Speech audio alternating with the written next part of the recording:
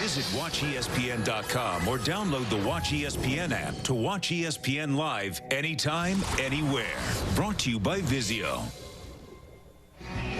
Well, it's a beautiful sunshiny day here in Ames, Iowa, but it is not very warm, and an afternoon tradition for games in Ames, wind. And it is going to be winds gusting at times into the mid-20s. It feels like 21 degrees right now, 32 at game time.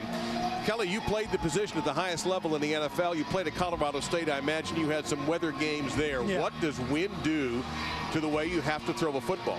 Yeah, no question. I think that throwing the ball in particular in this wind is certainly different. And the wind's coming out of the northwest, and it is going to be a factor. And it's particularly with Geno Smith, it seemed like it affects him more when the wind is at his back. And I was watching him in warm-up. We saw him at Oklahoma State. He's not comfortable. When the ball wobbles, obviously, there's more surface area affected by the wind. The tight spiral right there is going to be better for him. But particularly when the wind is at his back, the ball is driven downfield further. The nose gets held up in the air, and Geno seems bothered by things like that. Let's point out that he grew up in South Florida. He went to high school at Miramar, which is straddling the Broward and Dade County lines. Yeah. And this is obviously not a day that he is used to, even though he's been in West Virginia for a while. They get the cold in West Virginia, of course, but they don't get this kind of wind. So we'll see how he handles it today. Dana Holgorsen actually spent some of his youth not far from here in Iowa, and his team will kick off first. Iowa State won the toss and chose to receive. And speaking of growing up in Iowa, Paul Rhodes, literally just down the road, is a product of Ankeny High School. This is a homecoming job for him, and he has reignited the passion of the Iowa State football fans. Yeah, and I guarantee you, Paul Rhodes loves this weather. He's a defensive-minded coach, and that's the way he has built his program. Yeah, absolutely. The worse, the better for that guy. And of course, West Virginia fans know the name Paul Rhodes from his days as defensive coordinator for Pitt, back when there was such a thing as the backyard brawl. I knew you were going to start bringing that up. That's not a very good memory if they harken back to 2007 when he ruined the title shot, particularly. His players ruined it. His plan, his game plan ruined it. Yeah, that was a remarkable effort. They were not supposed to win that game. Yeah, you need to play nice the rest of the day. The West Virginia fans did not need reminded of that. Well, it's what I do. This is the first time these teams have ever met. And of course, it'll become a regular in the Big 12 Conference. Tyler Bittencourt to kick it off to Jarvis West, their number one. West Virginia 105th in the nation in kickoff return defense, but Iowa State hasn't busted very many long ones. This will be West. He's not even going to bust anything. That, by the way, is where the wind is blowing from left to right and steadily, and it will be here all afternoon. Really don't expect to see any let up until nightfall.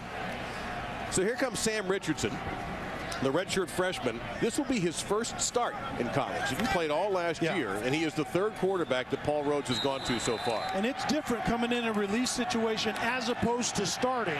When the game plan is centered around what you do, the week looks a lot different than if you're just coming in a mop-up type situation. The tailback is Chantrell Johnson, the junior from Orlando. That's very close to Winter Park, where Sam Richardson comes from. And this will be Johnson trying to get to the edge, and West Virginia right there to make sure nothing good happens for Iowa State. We have a flag down back at the 20-yard line. Carl Joseph, the number one solo tackler, and Isaiah Bruce. And here's referee Reggie Smith.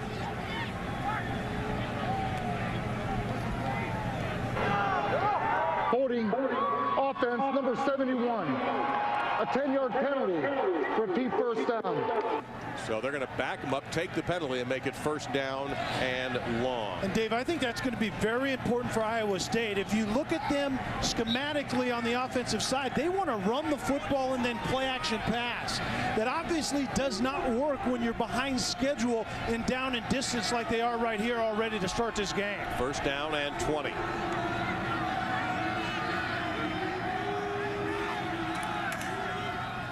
And they stay on the ground. Johnson getting outside the 15. Darwin Cook, safety coming up, gain of a couple of yards. So it'll be second down and 18 for the Cyclones, who are kind of an oddity in the Big 12, Kelly. They're not an explosive offensive team. No, they really aren't. And that's, I think, somewhat the personality of the head coach. A defensive-minded Paul Rhodes kind of builds his offense like that as well. Richardson, decent runner, and he's got some room. Trying to get out of bounds. He got about the maximum amount of yardage out of that. Out of bounds at around the 29-yard line, setting up 3rd down and about 6, a manageable opportunity for Iowa State. And actually early in the game, this is a great decision. You can see right there isn't anyone open, and then a good decision by a quarterback early is just hang on to the ball, get as much as you can, and they're in a 3rd and somewhat manageable situation right here. Looking first to the middle of the field, swings it out to Johnson, and he'll be just short. Did not make it. So 4th down and a yard or so in Iowa State, and this is a player to watch. Number 13, Kirby Vanderkamp, a Ray Guy semifinalist, the punter position. Didn't make the final 3, but he is incredible, almost a punting scientist. And remember, he's going to be punting into the wind, so it probably is going to be directional, and it should be a low line drive as well. Tavon Austin awaits at the left-footed punt. Not bad. Into that breeze, and he gets a little bit of an extra roll on it, but let's take a look at where they're going to finally mark it out at the 33-yard line. That's a 33-yard punt. That's not bad at all. So here comes the senior from South Florida, Miramar, Florida, Geno Smith. 336 passing yards, number 3 in the nation in passing, 35 touchdowns, 5 interceptions, yet somehow those numbers, and he's not in the Heisman race anymore. Yeah, that's exactly the best evidence that you can see that the Heisman is no longer about the best player in the country. It's about the best player having a great year on the right team in the country, because Geno Smith's numbers deserve to be at least in the top 5. He's going to throw with the wind at his back right away, going deep down the field, and he misses at the 33-yard line, trying to get it to J.D. Woods, and Woods had a step on the Iowa State secondary. That is our note to tell you about our impact players for West Virginia, brought to us by Chick-fil-A. And we talked about Austin and Bailey at the top. Bailey's that go-to receiver vertically, and then Austin's going to get the ball all over the face. Josh Francis is the defensive player for West Virginia that is a disruptor. He has to get Iowa State in negative situations today. Austin out of the backfield now, number 1. Keep an eye on him all day long. Pass near the mark, but Bailey making the grab. That's his 89th catch of the year. Kenneth Lynn drove him out of bounds, and here are the Iowa State impact players, brought to us by Chick-fil-A. Yeah, 47, A.J. Klein, the leading tackler on that team, is a tremendous player. Givens leads the nation in takeaways, and we've already seen Vanderkamp. He's going to have a huge impact on this game today in this weather. Sean Alston, maybe as healthy as he's been all season, number 20 in the backfield to the left of Geno Smith. That's Alston on 3rd and 5, and he'll have a 1st down. Alston has been battling the effects of a debilitating thigh bruise. He picks up 9, and we were told this is about as healthy as he has been in months. Yeah, getting 3rd and manageable, and the delayed draw right there to Alston. And he was the guy that was supposed to be the workhorse to start the year, but you're right, Dave. He's been banged up.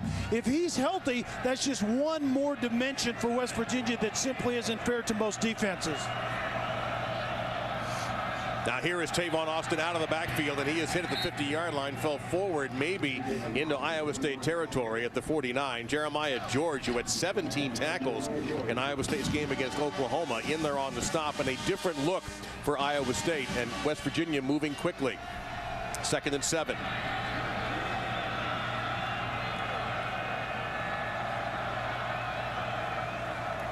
Austin stays in the backfield. He's available, and Geno Smith can't see him right now. Geno's going to take off.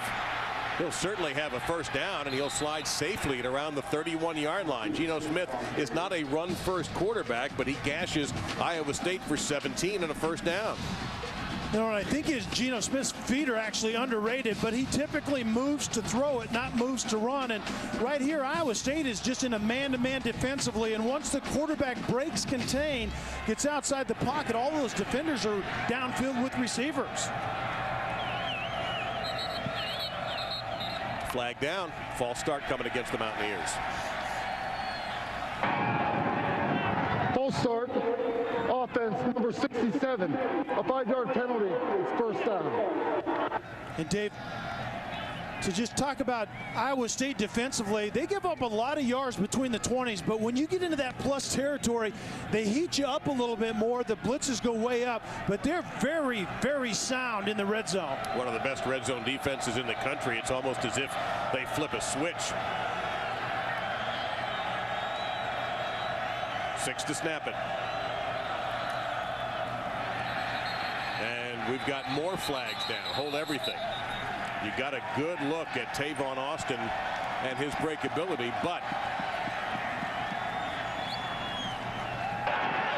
prior to the snap, full start, offense number 67, 5-yard penalty, it's first down. That's 2, said Dana Holgerson, but I don't know if he's yelling at his line or the officials. Yeah, it's hard to tell, but once again, this is exactly what West Virginia's been doing. They get a lot of yards, but they have those drive-killing mental mistakes, and we've seen 2 of them in a row right on this drive. Now first down at 20. Smith gets it out a little bit high, trying to get it to Bailey. It'll be 2nd down and 20. Good coverage, though. A.J. Klein, the outstanding Iowa State linebacker, number 47, was hanging around. And Iowa State is getting some good early pressure, but the coverage downfield is also very, very good. You can see Bailey coming underneath, and it's really a route that's meant more against man-to-man. They get a zone that time, and Geno Smith just throws an inaccurate pass.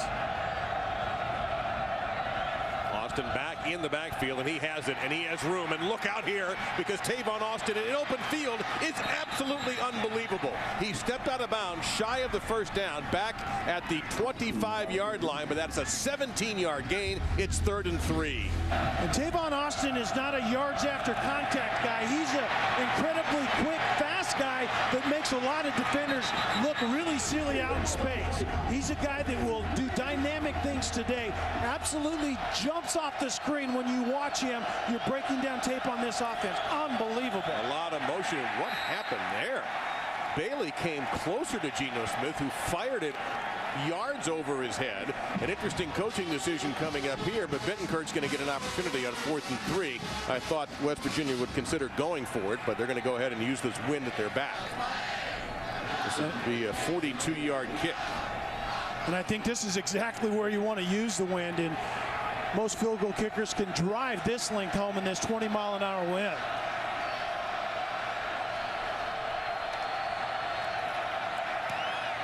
You could hear the thud. He nailed that, and certainly gets a little assist from the wind as well. So West Virginia hurts themselves with some penalties, but winds up putting 3 on the board. Iowa State going into the wind. We'll have the ball next. And a lot of people think if Notre Dame and Mate Te'o win that game tonight, or tomorrow night, pardon me, it's going to be a tough one. The national title. I'm calling it right now. That's going to be an incredibly tough one. Absolutely. No question. All right. And the signal for Jarvis West is to take a knee, so it'll be the 25-yard line for Iowa State and the redshirt freshman quarterback, Sam Richardson. Hey, quietly, Iowa State's offense got off the field, right? That's exactly the way they play defense.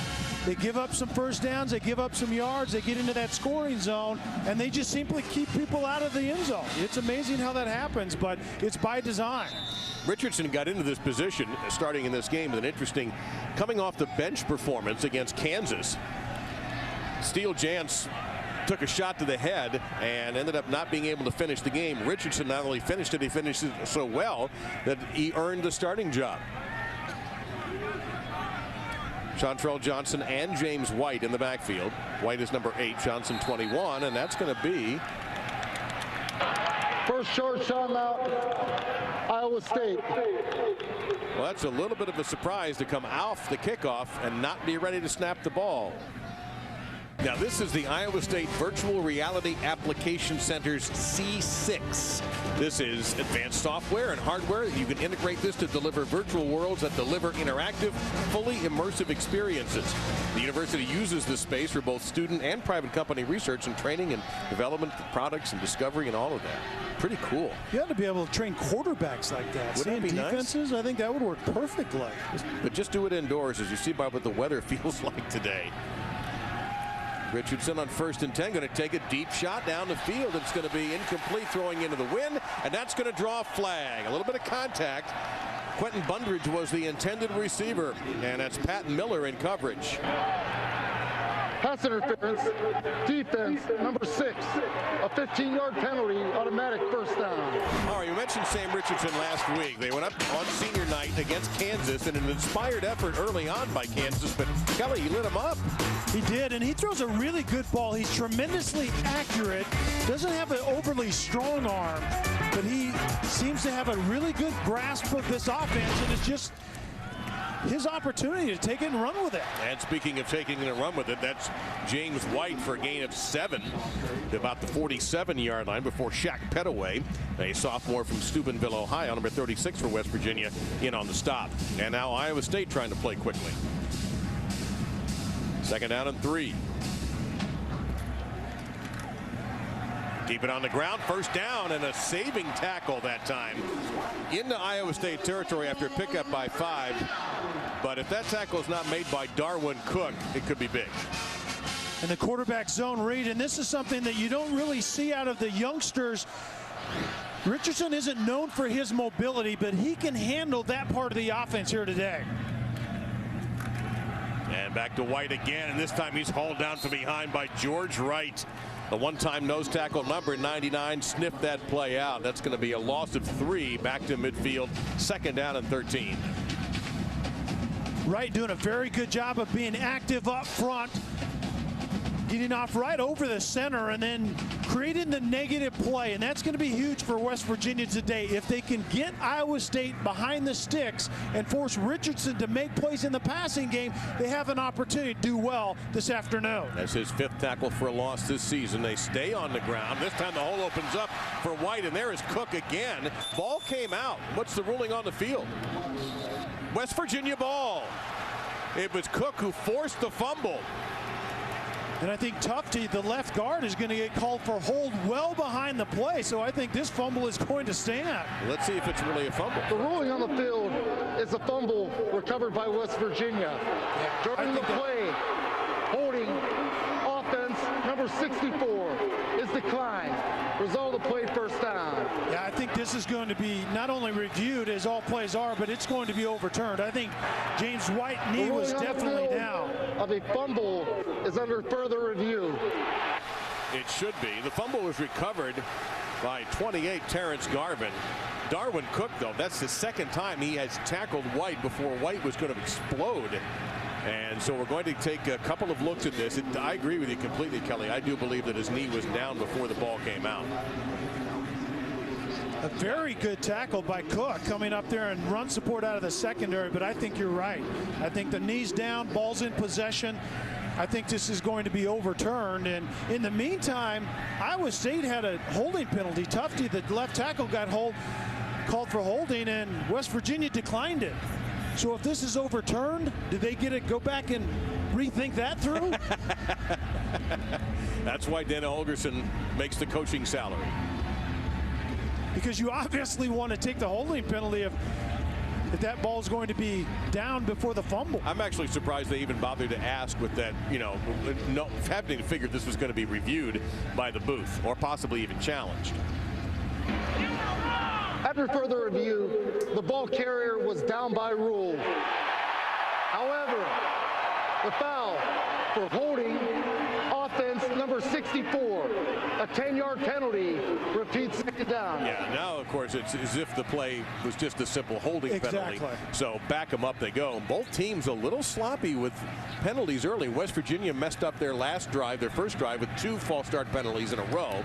And now Iowa State gets popped all the way back to the 40-yard line, their own 40-yard line.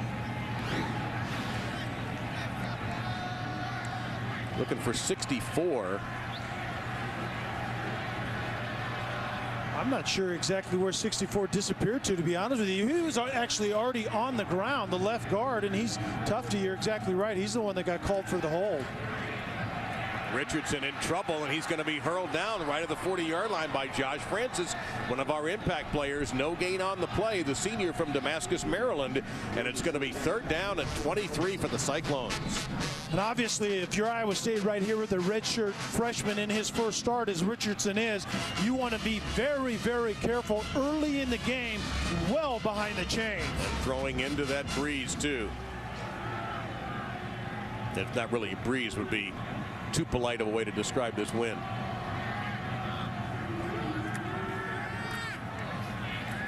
Got some room, goes underneath, and it's a smart play. Chris Young will get it back into West Virginia territory, short of the first down at the 45-yard line by 8, but it's still a gain of 15, and that's a smart play by the redshirt freshman. It really is, and I think it was good signs on the horizon. He made a really good decision, moved up in the pocket a little bit, and had really good protection. So those are a sign of good things to come, but we'll see if Vanderkamp can get his job done right here. And there's Tavon Austin, who has returned 1 for 76 yards and a touchdown, but Kirby Vanderkamp has put 27 punts inside the 20-yard line. High sun, and Austin makes the fair catch inside the 10-yard line. So Vanderkamp having an impact early in this game. West Virginia's got a long way to go. Did you see Tavon Austin last week? A school record 344 yards on the ground. 21 carries. It's a Big 12 record. 572 all-purpose yards. Ran for 2 touchdowns. And yet West Virginia lost the game to Oklahoma 50-49. They had a missed PAT and a 2-point conversion went off the hands of Stedman Bailey in that game too in the second half that may or may not have made a huge difference in the game. In the meantime, Austin in a position where West Virginia fans don't want to see him off the field. From the 8-yard line following the Vanderkamp punt, it's power football. And look at Alston get going here, the senior from Hampton, Virginia, who got off to such a fine start, gains 12, got hurt, and it struggled since we saw West Virginia 2 weeks ago, and Alston barely played. And at almost 240 pounds, Alston gives them a dimension that this offense typically doesn't have, a true kind of one-cut and downhill thumper in that zone running scheme, and you saw it on that play right down Main Street. That's spiked to the ground by David Irving, a player the Iowa State coaches said had really come on this season. The junior from San Jacinto, California. It's second down and 10. And Iowa State does not get a lot of pressure in terms of pressure numbers, tackle for loss, and sacks, but just getting across the line of scrimmage and getting in the way of a screen game will be a huge deal for defensive ends from Iowa State here today. That was close. If he grabs that, he's in the end zone. So they go back to the ground. Austin. And he's short of the first down by about 3. It'll be third down coming up. Gage Schaefer, number 16 for the Cyclones, in on the stop. But you just hold your breath every time he gets the ball. I mean, it is absolutely electric to watch him. Incredibly quick feet, and he's not going to break tackles, but he makes people miss, and he gets through really, really skinny places in between the tackles as well. Third down and 4. Little touch pass here. And that's going to be a first down. And there's Tavon Austin. Gain of 5. This is a play we're starting to see a little bit more of in college football. They actually call this a lot of times a forward pass as opposed to a handoff. And if the quarterback possesses it where he can control it for any length of time, it's a forward pass. But the bottom line anyway is any way you can get it to number 1, it's good with us. Be interesting to see if Dana Holgorsen sticks to his promise and holds Austin to about 15 carries. Forget about that. Okay. We're not calling Dana a liar. We're just saying he may be changing his mind. Underneath, this is J.D. Woods, and a good effort by Woods fighting with Cliff Stokes, the cornerback out of Tallahassee, Florida. And he is pretty close. Now they did give him the first down. That was a great individual effort by the redshirt senior. Well, the one question we had is how is Iowa State going to defend? We'll check the spot right at the very end. It seemed like a very good mark like you talked about. Yeah, I think he got it. Yeah, I think you're right. And the officials agree with us. A lot of movement on this play, and it's a short pass. And this is Andrew Bowie, and he'll pick up about 8. The other West Virginia running back we expect to see get the ball today, Cleon Lang and A.J. Klein on the stop for Iowa State. But that is a pickup of about 7. That looked like something out of the Harlem Globetrotters pregame weave. Yeah, movement all over the place. And 2 running backs in at this point in time. Alston back in there again as the pounder going downhill.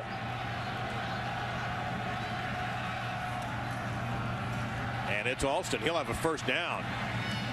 And he will take it to the 43-yard line of Iowa State. A solid pickup of 6. Jeremiah George, the junior from Clearwater, who's taken A.J. Klein's middle linebacker position, while Klein has shifted over to the weak side where Jake Knott had been until shoulder surgery ended his outstanding career here at Iowa State, and certainly hopefully he'll get an opportunity at the NFL. Yeah, and what a huge loss that was. Really the leader on the defensive side, and you take another great linebacker. Klein has to go out of his position to go to the weak side because there's more expected from that weak side position in this defense. Tavon Austin in the slot off to the left, and they go the other direction, and it's Woods one more time, short of the first down.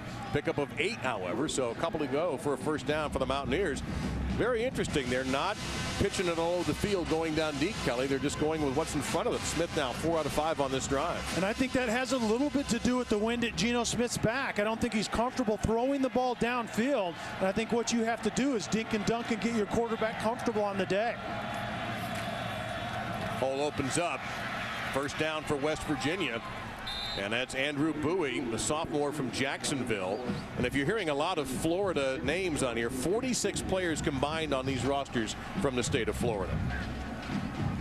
What's really interesting right now is West Virginia has a nice mix in the backfield. They have the pounder in Austin at 240, Bowie somewhere in between, and then they have Austin that can take the ball and run anywhere with it with big play potential. 10th play of the drive right here.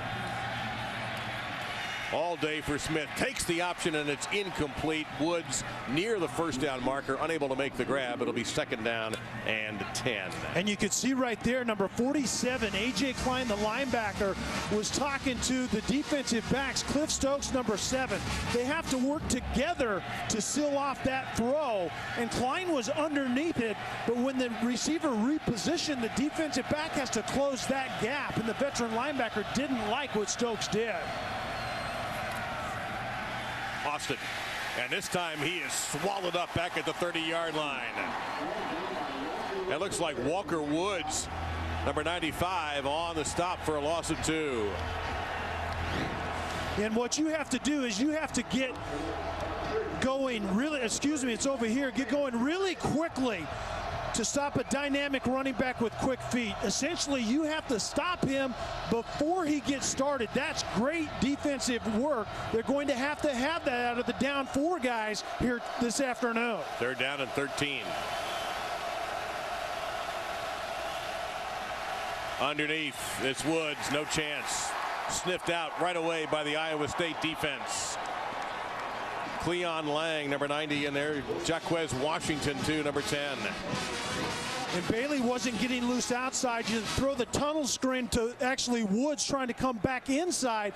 But once again, very good positional defense from Iowa State. And that's what they're known for. Alignment, assignment sound, see the ball, break on it, and make a very good tackle. That's all about Iowa State defense. For Bittencourt, who's 1 for 1, 8 out of 14 on the year. This from 46. And negative, rejected by the left upright. Paul Rhodes celebrating. His defense holds. Now this was a low kick. You'd like to think you get this thing up in the air when you got the wind at your back, but it's tough to kick them high from a long distance. Yeah, obviously the distance has nothing to do with it, but you're right. He just drove it a little bit to the left, pushed it just a little bit, but once again, how about Iowa State's defense? Any way you can keep the opposition, especially when it's West Virginia's prolific offense, out of the end zone. And Rhodes, remember his defensive coordinating background. That's a reverse Tony Sperano right there. You're exactly right, but the emotion of a defensive-minded head coach knowing how to keep points off the board. Chantrell Johnson. Now, Paul Rhodes is delighted with that, but he's got to wonder when his offense is going to get in gear. That's about a 5-yard pickup straight ahead for Johnson.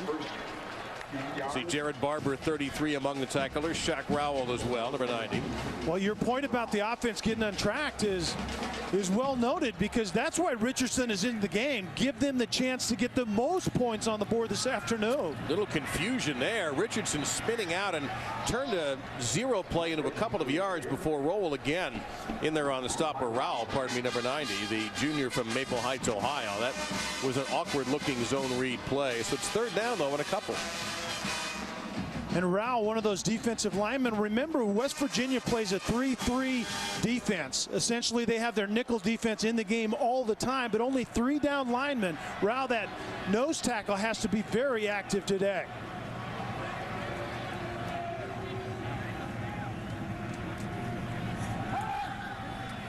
Richardson's got the edge if he wants it. Can he get to the marker? He can. A first down for Richardson on the ground. 10-yard gain. Once again, a young quarterback making a very good decision.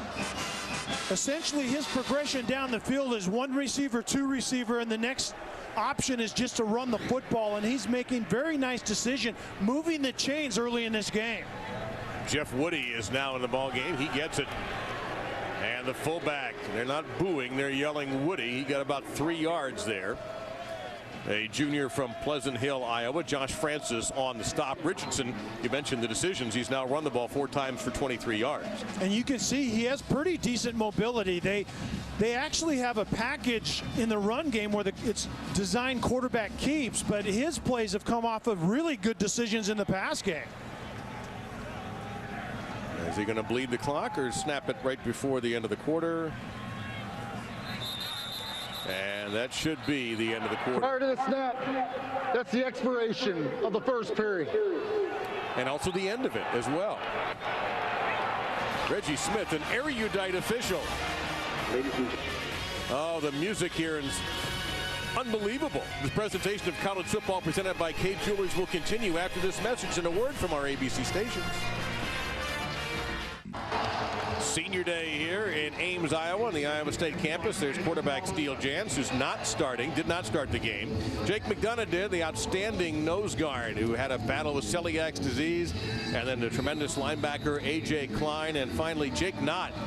And you see, unable to play since he had shoulder surgery following the Baylor game. So what does he do? He straps on a headset and helps coach. But he's working with the defense right now. Iowa State has the football as we start the second quarter, 2nd down and 7. And yes, it's a Big 12 game, and it's 3-0. Straight ahead, Jeff Woody right to the 50-yard line. So let's remind everybody very quickly what the wind situation is here in Ames. In the first quarter, Iowa State was going into the wind, which is coming out of the northwest. That's what those flags will look like for the rest of the afternoon. Now they've got the wind at their back. And you see, feels like 17 degrees, and those gusts of 32 are frequent. Chantrell Johnson in the backfield now, 21.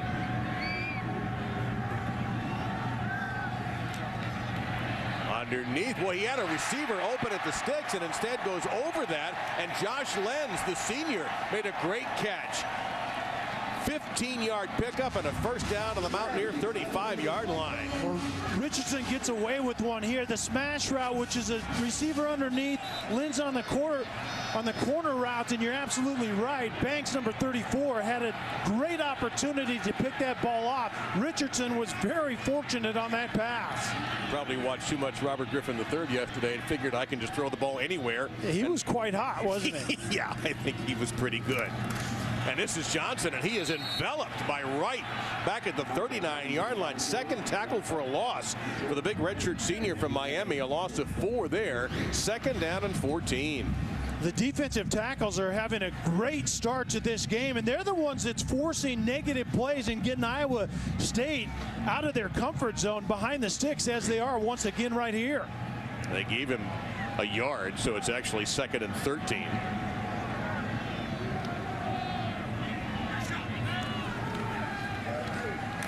Like a screen pass, but Richardson's first choice was. We got a West Virginia player injured at the 40-yard line, and Richardson was able to get to the 34-yard line. That's Ismail Banks, a redshirt sophomore from Richmond, and his injury and his inability to finish the play is one of the reasons Richardson was able to gain yards, because he ran right by Banks, and Banks put his hand up almost immediately that he needed some help to get off the field. Hopefully he will be able to walk up under his own power. And Ismail Banks able to get up with some help. And Kelly, take us through what happened to him here. You can see him right there. Banks is going to come in, and Gary just throws low, which is legal as long as you're going to the sideline. And then it just looked like it, actually not the leg he was hit on, but the next step, something happened with his knee as Iowa State was trying to get the tunnel screen underway. So in the shadows, which are just about taking over this field, that last little strip of sunshine over there at the top of your screen. 3rd and 9 for Richardson. He's run successfully today, and he's going to tuck it, but he's got company this time, and he'll be short of the first down. Now, don't forget, Iowa State has the wind at their back, and they've got a good kicker, Edwin Arceo, who's 10 of 41, and he has a long of 51, and he will come on out to try one from what looks to be 47 yards. So far, this will be our 3rd field goal attempt, if this is not a fake, going with the wind at their back, and West Virginia is 1 of 2 with Tyler Bettenkirk.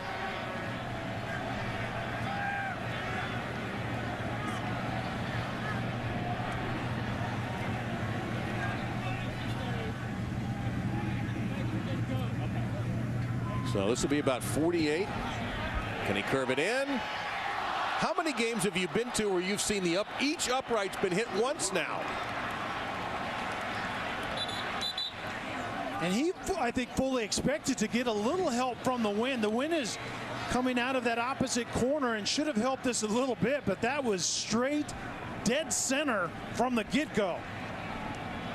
Pretty good snap, not wrong with any of that, and certainly had the distance, wasn't going to be a problem. He was trying to body English that one home. So Iowa State stays off the scoreboard, and West Virginia takes over at the 30-yard line with an empty backfield for Geno Smith.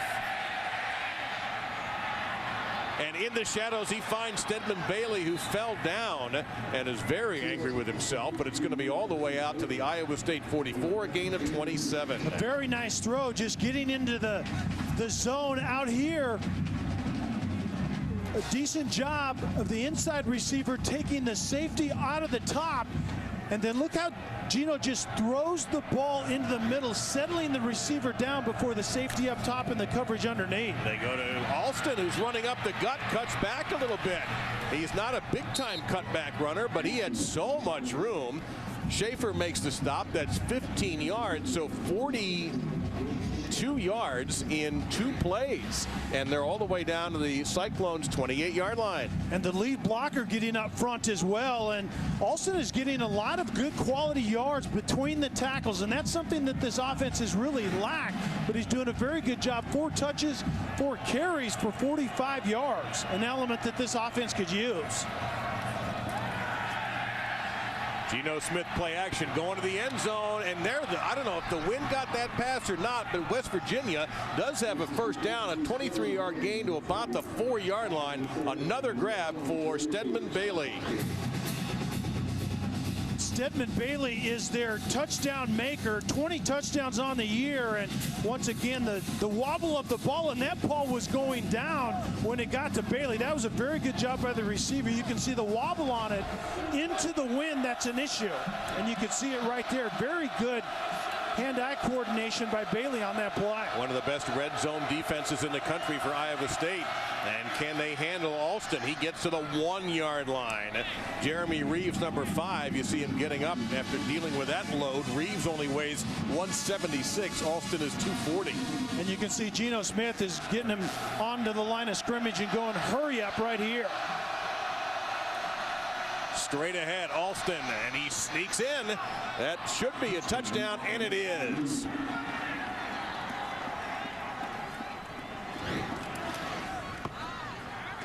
We'll see if Alston gets over, but he's kind of the jackhammer inside, and absolutely he closes out that drive. But that's an element you can see this offense has been missing. Dana Holgorsen told us Geno Smith has taken the blame for our lack of productivity in our 5-game losing streak, but it was without a run game. They found it last week with Tavon Austin, and now the battering ram Alston comes back and is making an impact here early in this game.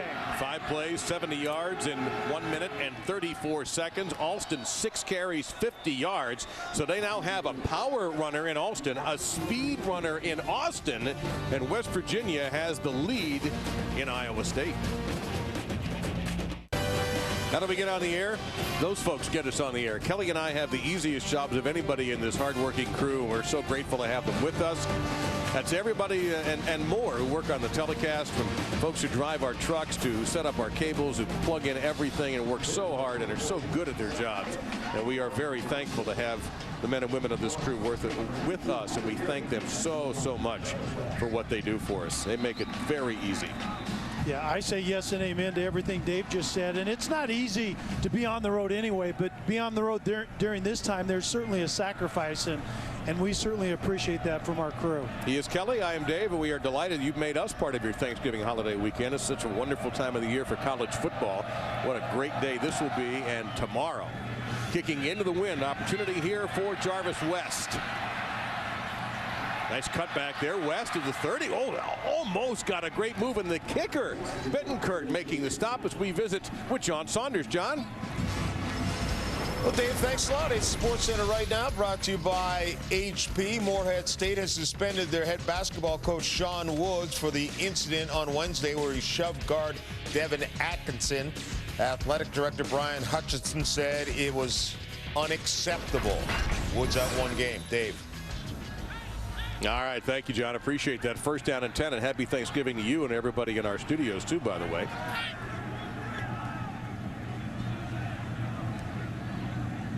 James White, the tailback. And instead, they're going to run jet sweep. And that's Aaron Horn, number 3, and he is hurled down by Carl Joseph. Outstanding freshman from Orlando who has played probably as well as anybody on that Mountaineer defense this year. It's going to be second down and 6.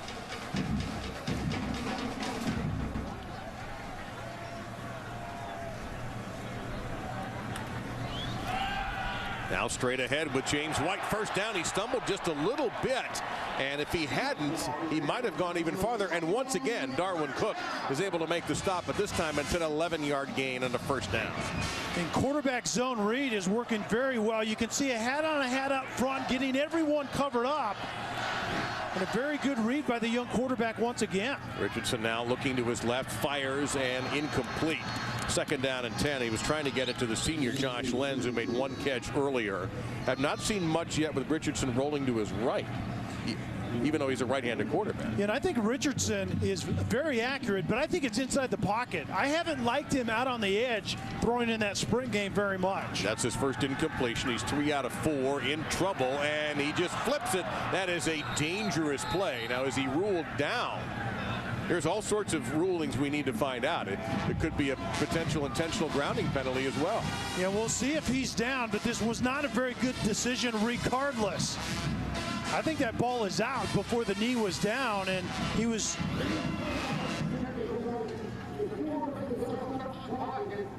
I thought that might be the ruling, but still the officials huddled before that. Now Richardson's missed his last 2, and it's third down and 10. And regardless, outside the pocket, inside the pocket, wherever it was, that was not a very good decision. He did have Kurt Hammersmith, the tight end, in the general area, but hang on to the football. You can see that pressure that West Virginia is showing early on. They want to get pressure on this young quarterback. And here they come. Richardson hangs in, guns it, and he has the first down into West Virginia territory. The catch made by Jerome Tiller, and down to the 42-yard line after a 12-yard gain. And at the end of the day, the young quarterback goes to the right guy. The pressure guys are right here. They're going to get after the quarterback, but the outlet receiver, that's kind of the pressure regulator right there. And Iowa State playing some hurry up. They give it to James White for a gain of a couple. Second down and 8 coming up. And Iowa State doesn't go hurry up typically anyway, but you would think they would even do less of it with this young quarterback in there. Richardson now, he rolls right. He's got a huge gap, and he'll tuck and go. Richardson to the 30-yard line. That's a first down, and here come the flags.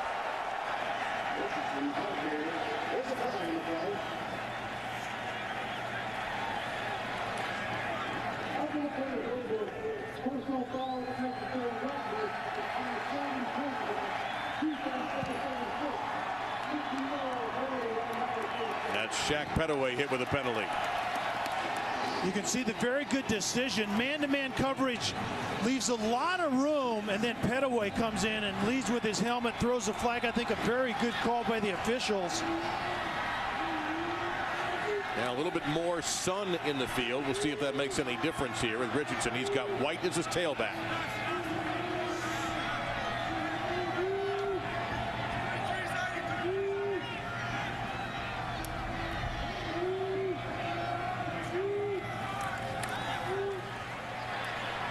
Under some pressure again, Richardson scrambling left. He's in a little bit of trouble, and he'll make something happen. Richardson picks up 7, almost 8 yards. Got a round right somehow. I think we were kind of undersold a little bit on Richardson's feet. He obviously has very good feet, and I think once that adrenaline kicks in, he's made very good decisions. First charge timeout of the half. West Virginia. I think West Virginia just wants to get them huddled up and see if they can get their guys on the right page. 8 carries, 48 yards for the redshirt freshman Sam Richardson, frustrating Dana Holgerson and his defense. BCS Countdown is on ESPN and ESPNU Sunday as the regular season winds down. Our analysts dissect the key wins, losses, and reveal the latest BCS standings. Who's up, who's down. And we look ahead at the key matchups. BCS Countdown Sunday at 8:30 on ESPN, then 9 o'clock on ESPNU, presented by Allstate. Off the timeout called by the Mountaineers, 2nd and 3.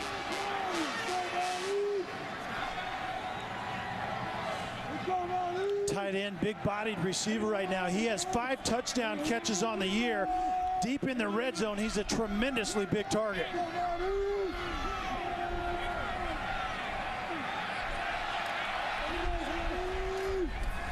Looking in that direction, to the middle of the end zone, incomplete. Trying to fit it into Jerome Tiller, so here's 3rd down and 3. And that's the game they were working. Braun, the big tight end, was inside.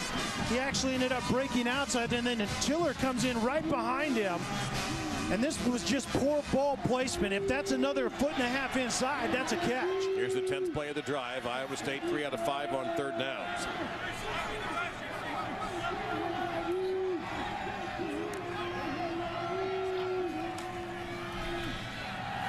Wide open, touchdown Iowa State, it's Tiller.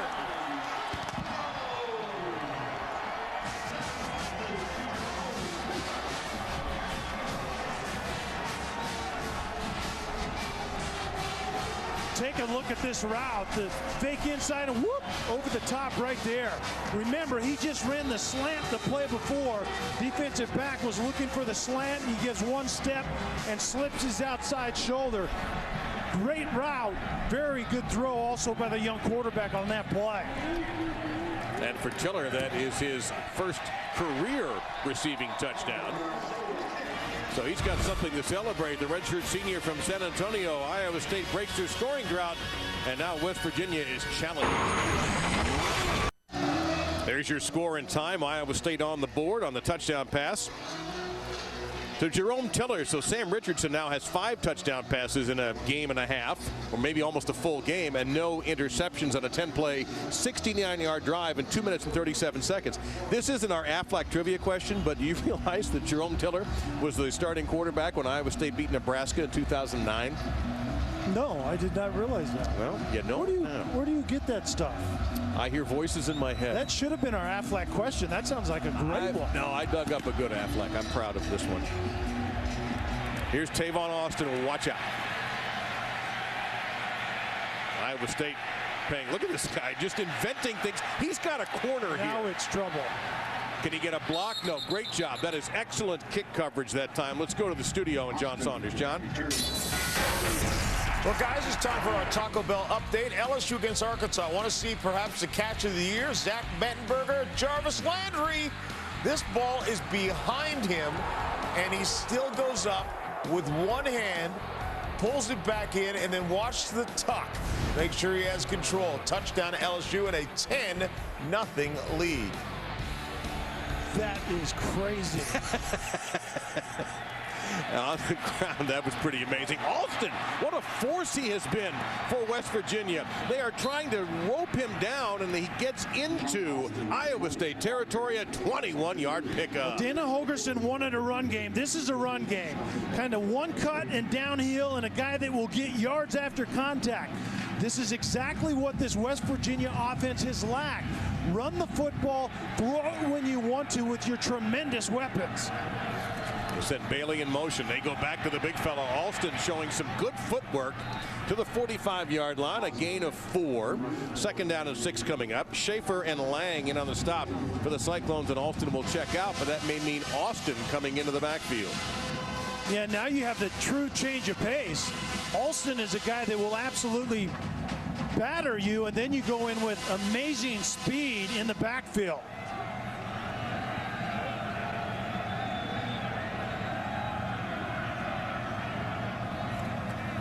And they give it instead to Andrew Bowie. And Bowie breaks one tackle, gets a first down, dropped down by Schaefer, but at the 32-yard line, a 13-yard pickup. And I guarantee you, our friends in Morgantown and all the West Virginia fans are going, man, yeah, where did this come from? Why haven't we run the ball like this all year? And Bowie is that guy when he has the right attitude when he runs. He's a kind of an angry runner when he's at his best, but having Tavon Austin just show himself back there is worth the price of admission. Bowie again, and that's an excellent point. He is brought down after a 2-yard gain. You see 47 A.J. Klein in there for Iowa State. Terrific, terrific football player. But you're right, Austin is so scary. You have to find him and you have to account for him. Yeah, he doesn't have to get the ball, but you can see right there, they have 139 today. They've only averaged 165. A totally new dimension for this offense. And you know what? They're going into the wind. It makes it a little bit easier for Geno Smith. And now he throws a shorter pass to J.D. Woods, who makes a man miss, and he is hit at around the 20-yard line by Jaquez Washington. But that's a first down for West Virginia. Yeah, and Woods is that guy that can step up as really the third option. You have one football. Typically, you had 2 guys to distribute the football to. Woods can really be that third guy that Dana Holgorsen is looking for. Geno Smith has hit 8 of his last 10 passes for 95 yards. Here's Tavon Austin. Flag down. Austin 2. Only a 2-yard gain. Let's see what the penalty is all about. Offside. Defense, number 98. 5-yard penalty, repeat first down. That'll be first down and 5 as Henry Simon was caught.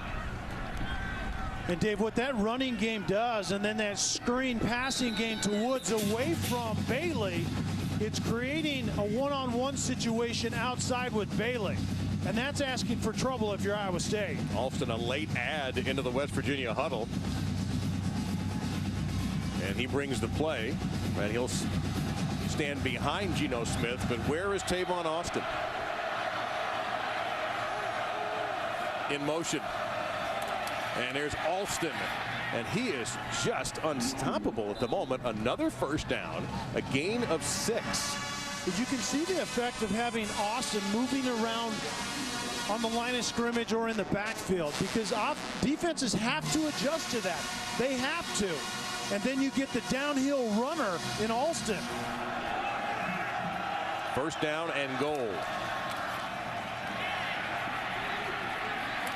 And here's Austin trying to get to the edge. They're waiting for him.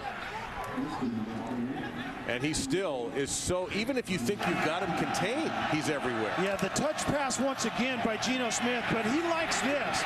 He almost comes to a complete stop, redirects, and then he has an afterburner and can get to that high-end speed that most human beings can't. That's where he has a tremendous advantage. Iowa State barely got a 12th man off the field in time. They made a late substitution up front. That's our Tavon Austin tracker. Down to the end zone. Touchdown, Bailey. Stedman Bailey. Touchdown number 21 on the season for West Virginia. Yeah, Nayland is outside and just clears out the quick out route. The accurate and quick throw, and then he appears to get that across the end zone. There's no doubt about that. Good hands, good body control, and gets that ball across the end zone.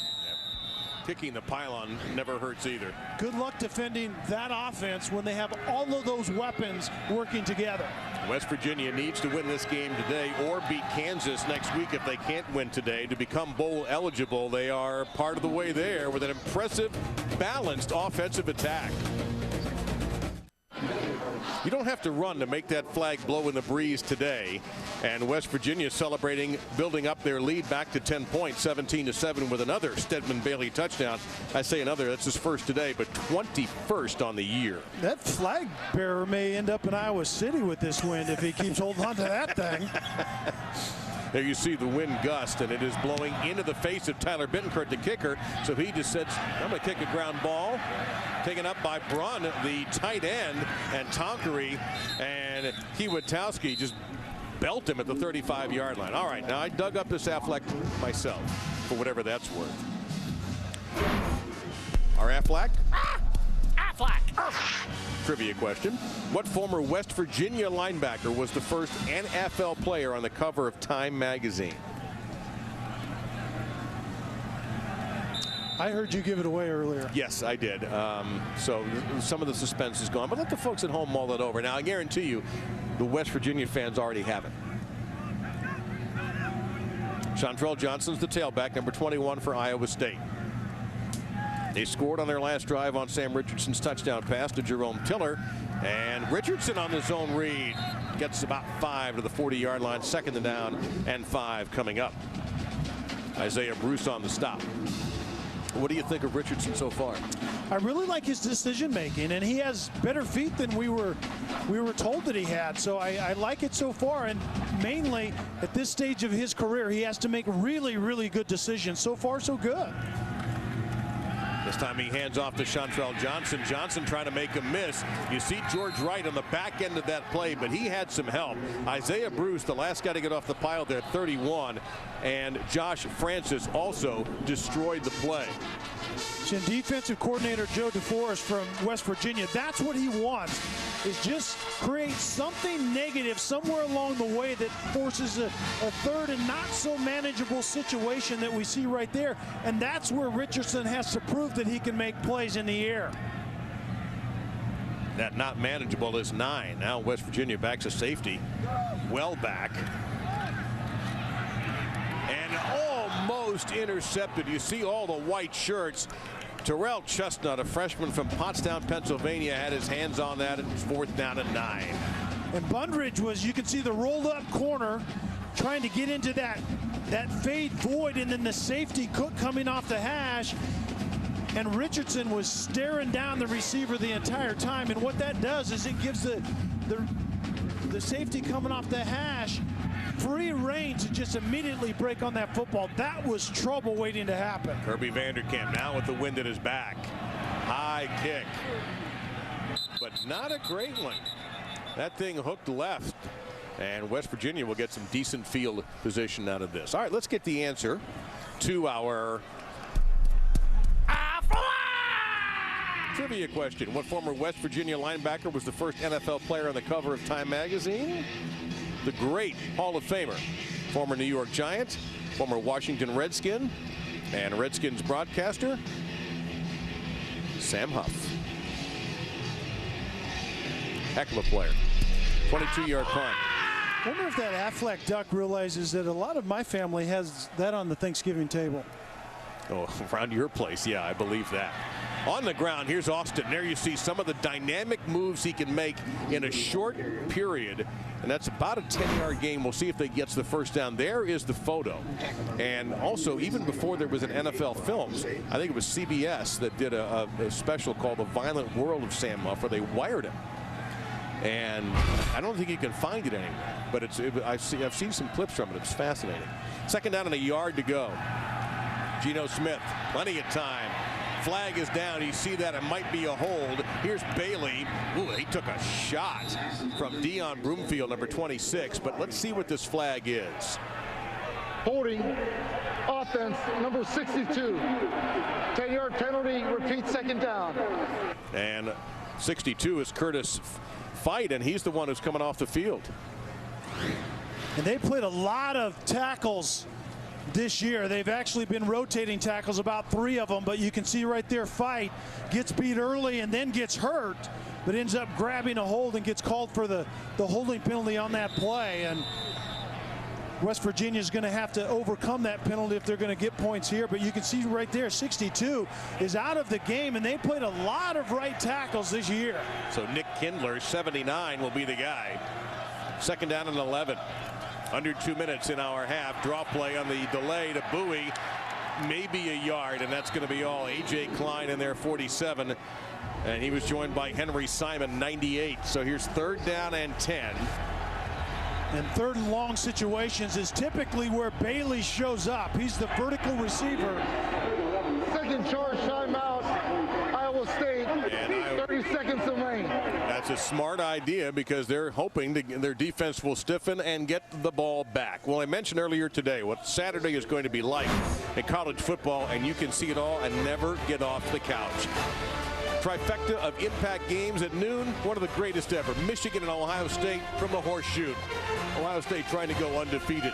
From Tallahassee, Florida and Florida State. The Gators think they have a chance in the BCS if a lot of things happen, including Notre Dame losing to USC at 8 o'clock on ABC. All of those games on ABC, but USC will not have Matt Barkley. That is a showdown Saturday. Here's the All-State BCS Top 10. Kansas State idle, but that's it. Everybody else is in action. Be interesting if that gets shaken up like it did last week. Chaos will ensue. Speaking of chaos, here's an individual band of chaos and Tavon Austin, and he gets it out to the 44-yard line. Gage Schaefer, who's playing for Darrell Givens at strong safety. Givens we haven't seen on the field at all. That's a major loss for Iowa State. Timeout, Iowa State, 30 seconds. And they're out of timeouts. Darrell Givens leads the NCAA. Please reset the game clock to 1:40. Leads the NCAA in takeaways. 6 fumble recoveries and 3 interceptions, and not able to play today, we're learning, for Coach Paul Rhodes. Well, that 3rd and long situation, I was actually disagreeing with Iowa State using the timeout, because remember, this is Geno Smith and company. They know how to throw the football, and what do they do after the timeout? They come out and run it. I question that. I'm just not sure. The wind is certainly a factor, but I don't think it's that big of a deal. You have to give your quarterback a chance to make a play in that situation. Well, Bittencourt is punting into the wind. I have a thought on that. We'll get the punt out first. I'm going to argue that that wasn't such a bad idea.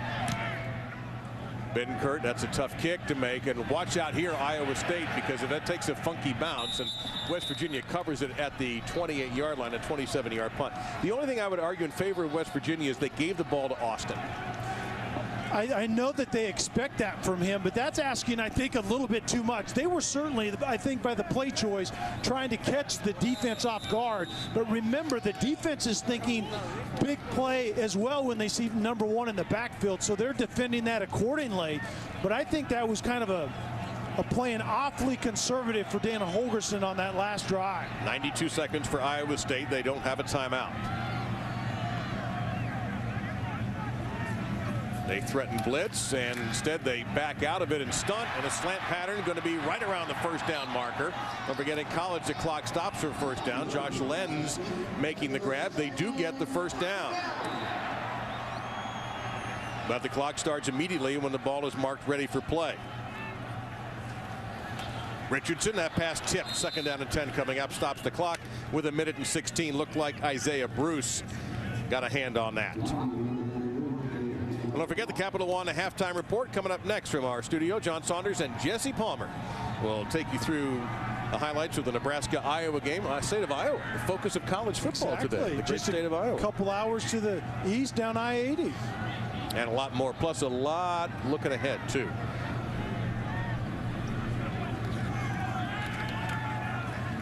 On 2nd and 10, that pass into a lot of traffic, incomplete for Aaron Horn. So now 3rd down and 10, and West Virginia doesn't need to use the timeout here, but all of a sudden, if you're Paul Rhodes, what's your approach? Yeah, I think you're conservative in this situation, because actually Richardson threw into coverage that last time.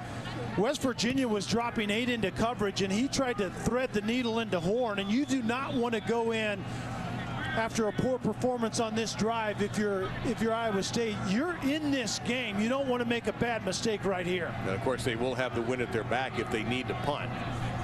But Vanderkamp did not hit the last one well. Richardson. That solves that problem. That's a first down for Iowa State. Cook in there on the stop. The catch made by Jarvis West. That's his 28th catch on the year. It's an 18-yard pickup and a first down.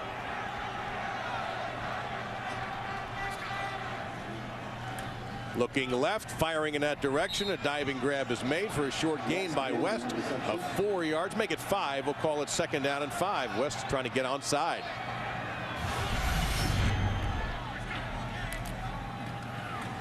Out of the middle of the field, and that could be an interference penalty. And it is not. And that's not a popular call here in Ames. Pat Miller breaking on the slant route, and watch the right hand was actually tugging on the receiver as he breaks on that ball. Chris Young running the slant route, and Pat Miller arrived maybe just a hair early, but hey, no harm, no foul. 5 out of 8 on third down, the Cyclones. Here's 3rd and 5.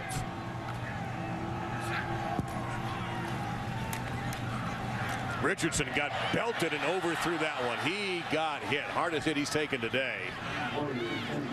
So now you've got to try either a bomb field goal of 56 yards or go for it, or try to go ahead and ask Vanderkamp to tuck one inside maybe the 10-yard line, your punter. Well, it certainly appears that Iowa State is going to go for it right here, but you're right. If you have a punter that's such a good weapon, you're out of timeouts 34 seconds. And the other team has 2 timeouts, and the clock isn't starting because it was an incomplete pass. And Geno Smith at quarterback.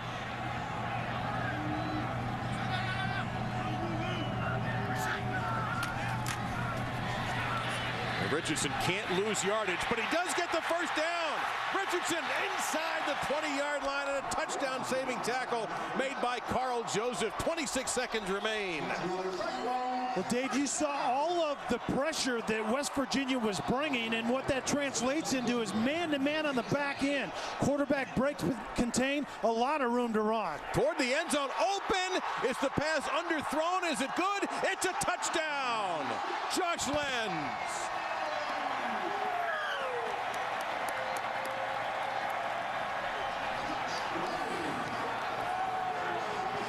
Richardson actually thought he underthrew this, and he did, but did Lenz get it off the ground? And it certainly looked like it on that particular look at it. I would agree with the initial call on the field. Of course, the booth will make double sure this is a touchdown. And here comes the whistle, understandably, unless this is being challenged. Yes, West Virginia is going to take one of their timeouts. Second charge timeout, West Virginia, 30 seconds. But notice he did not announce they're challenging the play. And remember, every play is being looked at by the replay booth. And so the challenge is almost obsolete these days. You'll see if he gets his hands under it. Underthrown, Lenz beats the corner underneath, and it looks like it right there. He rolls over with possession. I think what we're going to hear is the play is confirmed on the field. I think the officials got it exactly right. Well, remember, we still have not heard the referee even say the play is under further review. You're exactly right, and they called a timeout, but now, didn't necessarily challenge it. You know, and I think that might have been the mentality for Dana Holgorsen. I can't get inside his head. I might be completely wrong, but why else would you take a timeout before a PAT? See, and that's what the replay booth will tell you is you don't need to burn a timeout to give us extra time. We're looking at it anyway. We will buzz the field if we need to stop play. Richardson on that drive. Delay game. Offense, 5-yard penalty, we attempt to try. Well, that's just weird. 5 out of 8 for Richardson on that drive, 50 yards passing, and they had that big 21-yard run. Just think about that, Kelly. We went from 4th and 10 thinking, man, they're in trouble, Iowa State, to they're lining up for a little bit longer PAT. Yeah, and you're right. And once again, the running ability by the quarterback that really was understated, but his legs have worked well for him as Richardson's in this first half. A little bit of a rocky snap, but no problem for Arceo. And Iowa State gets a jolt before halftime as we take a look at our Pacific Life game summary. That's a good look at Jack Trice Stadium. And you get folks spread out on the berms on the sides. And Tavon Alston, 81 yards and a touchdown. Bailey, 66 yards, his 21st touchdown catch. And Richardson in his first start. And yeah, Kelly, you're right. He has been a surprising weapon with his feet. And the majority of those have been chain movers. Really good decisions on second and unmanageable and third and long situations as well. He's used his legs to convert, and that has been the difference, I think, here in this first half. And that's actually Sean Alston, not Tavon Austin, at the top with the 81 yards and the touchdown. And Sean Alston has been a major force on the ground for West Virginia. Really, you could say that's probably the first time for him to be this good since September. Yeah, he hasn't been healthy really since the year started. And Dana Holgorsen talked to us about that. They've lacked that thump ability in the run game, and it's really hurt this offense. You know they're dynamic in throwing the football. That's why Tavon Austin went into the backfield a week ago. So with the wind at the back, is Austin going to get a chance to return it? No, he is not. So West Virginia will get the ball with a timeout at their own 25-yard line. Well, Showdown Saturday on ESPN features 3 heated in-state rivalries. At noon, the Bulldogs trying to earn a spot in the SEC title game and keep national title hopes alive against the Ramblin' Wreck from Georgia Tech. That'll be in Athens. Then at 3:30, Bedlam. The Sooners' quest for the Big 12 title continues. They host red-hot Oklahoma State. And then at 7 Eastern, South Carolina and Clemson face off in that Palmetto State rivalry under the lights at Clemson. How loud is that going to be? That starts at noon on ESPN. Oh, brother, that is going to be noisy. The call on the ground, but it is Austin. Flag down behind the play. He'll gain 6, but will it come back? Holding offense number 67. 10-yard penalty, repeat first down. That's the 6th penalty for 58 yards against the Mountaineers. The Spain 67 right there gets beat quickly inside and then just chooses to grab him. Nelson, 31, made a really good inside move. And then if you're 300+ pounds and you hold your hands in the air and say, I didn't do it, typically you did do it, and the officials obviously knew it beforehand. Well, they'll give it to Austin again because he can break virtually anything. He gets a nice gain of 9, but Iowa State's done a better job of defending him than Oklahoma did. And West Virginia, however, will take the lead in the halftime, 17-14. As we get you set to the studio, John Saunders for the Capital One halftime report.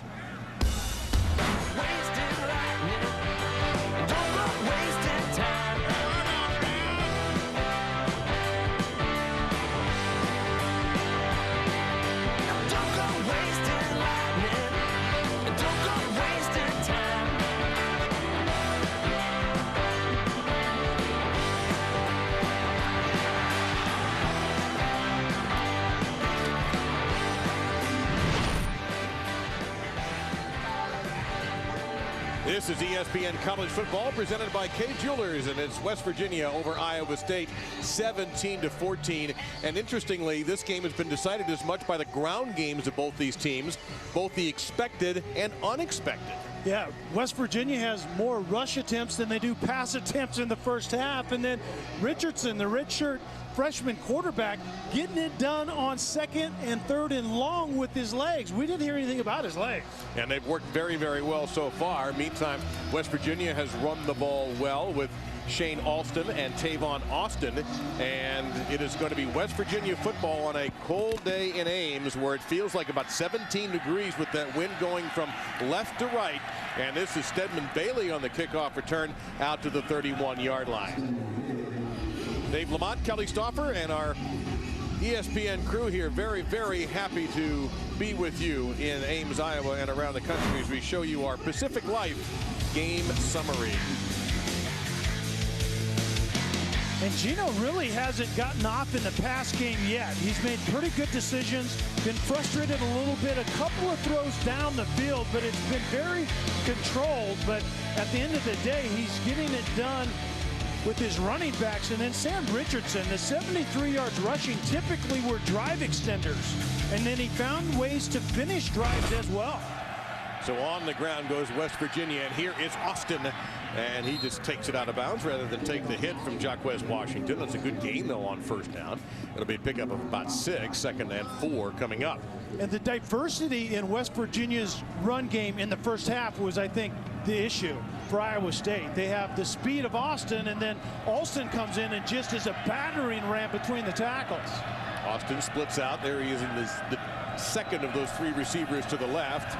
And Geno Smith with a quick out. That's going to be a first down for West Virginia. Catch made by J.D. Woods. He had a very productive first half for the Mountaineers. Yeah, that's his 5th catch. And Stedman Bailey had 4 catches, only 4 catches in the first half. But remember that with Austin in the backfield a lot, Iowa State can roll coverage to Bailey, so Woods should have some opportunities. Geno Smith has hit his last 7 passes. You see our weather conditions right here.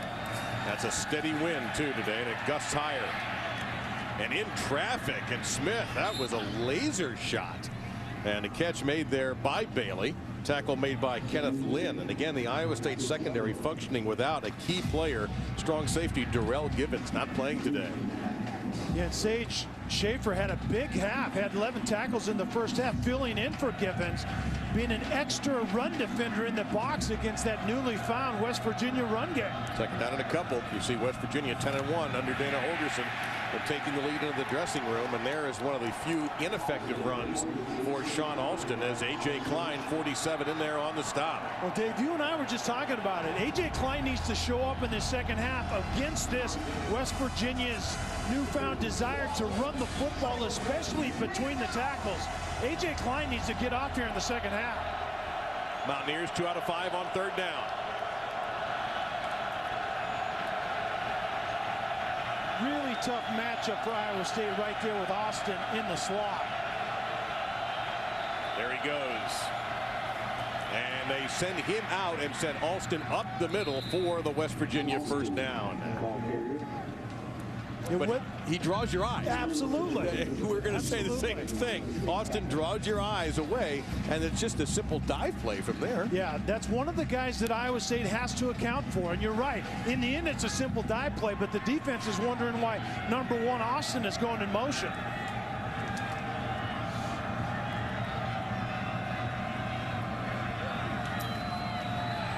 And Geno Smith out in the open, gets it completed to Connor Arlia, and there you see Jacquez Washington, number 10, kept that play from doing anything. As a matter of fact, they're going to lose a couple of yards. 2nd down and a dozen. Yeah, great reaction out of the secondary by Washington on that screenplay. And Arlia is not exactly the guy that you're going to build touches for, but they wanted to change it up. But great reaction by Washington right there. There's the veteran defensive coordinator Wally Burnham for the Cyclones. Old school.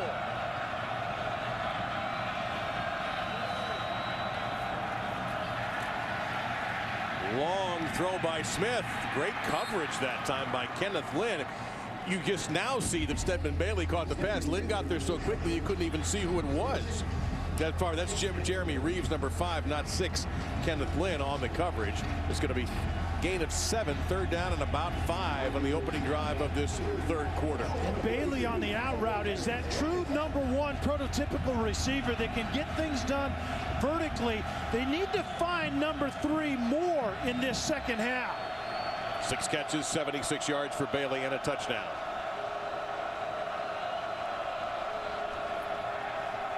Underneath they go. This is Arlia, and he'll have the first down. He got hit, but he got the first down. And there's A.J. Klein again, and also Schaefer with another tackle, number 16. You can see Arlia coming underneath right there, and very good recognition by Geno Smith early in the progression. That was a good outlet receiver against a soft zone coverage by Iowa State. 11 in a row for Gino. Now he'll hand off to Austin on the short side of the field. He is not yet very much. It'll be second and long coming up. They didn't give him a lot of room to work with in the first place, and there's Klein again. Absolutely. I think Klein got the message at halftime that he needs to be more active. This isn't a West Virginia team that wants to throw the football all over the parking lot. They had a run mentality in the first half, and A.J. Klein needs to be that counter for Iowa State's defense.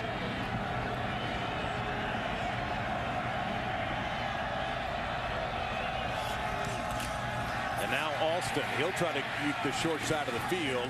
A lot of collisions there around the 29-yard line. He stays in bounds. Clock will keep rolling in the third quarter. Gain of 5. And you can see Alston's main skill set is he's a pile mover, and that's something that this offense has lacked. The guy that can run with a little bit of an attitude, even when it isn't blocked impeccably well on the line of scrimmage, make guys miss but get yards after contact. 11th play of the drive against Wally Burnham's defense. Austin out of the backfield. There he goes. One-on-one with Klein. Made him miss, and he squirts loose for the first down. And I don't know whether Klein is hurt or frustrated. It looks like he's just frustrated with himself as he gets up quickly. But you said it exactly right. You can see Austin coming out of the backfield. Gino sees the one-on-one with the linebacker. There isn't really many linebackers in the entire country that want to be one-on-one with Austin out of the backfield. First down, West Virginia. They're not going to like playing Austin on Sundays either. Geno Smith looked deep down the field, flag down behind the play. The pass caught at the 17-yard line by J.D. Woods, but yeah, I think Jeff Braun, the right guard. Number 57, 10-yard penalty, repeat first down. And Braun really didn't need to do it, but you can see him right here at the end of the play. Gino was going to get this ball off. He understood the pressure. And right there, the up and under, and Gino is moving away from that pressure anyway, but it's instinctive for a guard to protect the quarterback, and I don't blame him one bit. Well, yeah, you're a quarterback, that's why. I love those guys up front. First down and 20. And there's that little tap to Stedman Bailey, and that's going to get inside the 30 down to the 28, maybe the 27-yard line.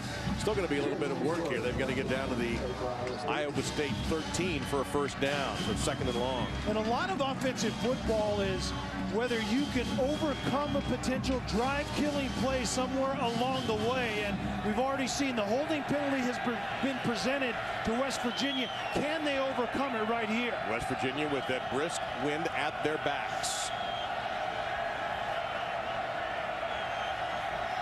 Should be a favorable matchup down here. And they're going to run in that direction.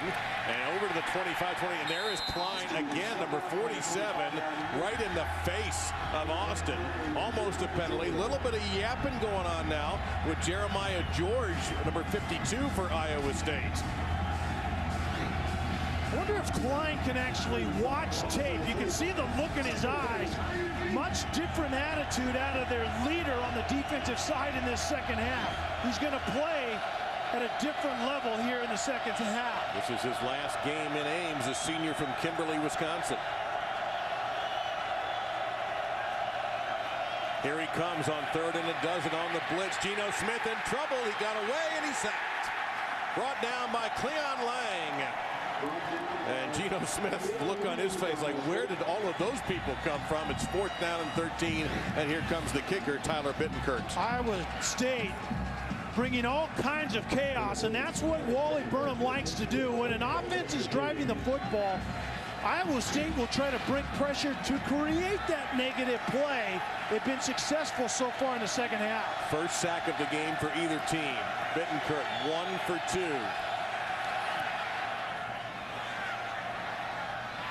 We almost had a third kick hit an upright. That one just tucked in. West Virginia now leads 20-14. Geno Smith sees the pressure, and it's just too much Cardinal and gold. But West Virginia got the field goal. At one time, Geno Smith was at the top of the Heisman list when West Virginia was 5-0. and they run into some trouble when they hit the Big 12 skid. His numbers are not terrible, Kelly, but he's no longer on the Heisman list. You can see that percentage down, touchdowns down, and that's where the interceptions came. And he started kind of pressing, get frustrated. He wasn't getting plays down the field. He was being defended differently as well. People were dropping into coverage, but I think he's beginning to figure it out. He's being more patient. He's making much better decisions here in the last couple of games. Made his last 12 passes, and a lot of folks around the NFL still have him at the top of their quarterback draft lists. Here is Jarvis West, 35, out to the 37-yard line. Great field position for the Cyclones. Let's check in with John Saunders in our studio. John.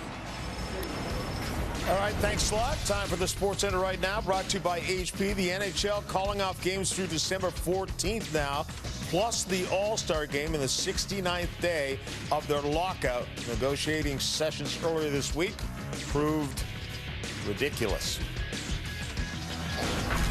And John, I know that hurts, but I guess they can take down the banner in the Columbus, Ohio airport now, welcoming you to All-Star Weekend in the NHL. That's not going to happen. Iowa State's first play of this half on offense, and they run a kind of a jet sweep look for a decent gain with Albert Gary, redshirt junior from Ocala, not far from the University of Florida. That's a 4-yard pickup, 2nd and 6. And that's what Iowa State will do. They will bring the receiver in motion, and Gary that particular time, but they run outside zone quarterback read. They try to get it to the edge to thin out that defense.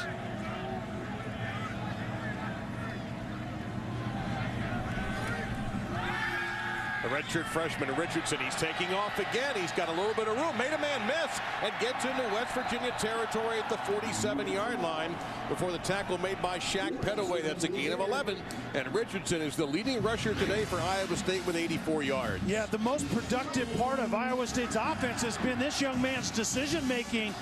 And a lot of times as a young quarterback translates into use your feet well. Yeah, he uses his arm well. Wide receiver wide open near the marker.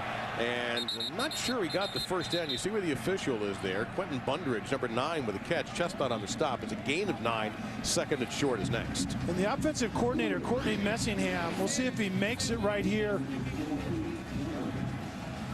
Then he goes back. He had it at one time and went back. And do they give him forward progress? They don't. And on 2nd and short, that pass bounces in, so a surprise throw. And again, Bundridge. One thing with the win, now when Iowa State's going into the win, we're just not seeing deep passes today. You're right. It's more manageable stuff, and I think that's pretty wise unless you have a big play opportunity down the field. It's been more management stuff. Straight ahead, and that's going to be a first down. You saw Josh Francis sell out, but Shaq Pettaway able to... Number 36. That was actually Carl Joseph, number 8. Those 8 and 4s getting condensed. They look somewhat similar. It was Joseph who came in from the safety position and almost blew that play up. And it's a first down for the Cyclones. Longest pass for Iowa State today, 18 yards.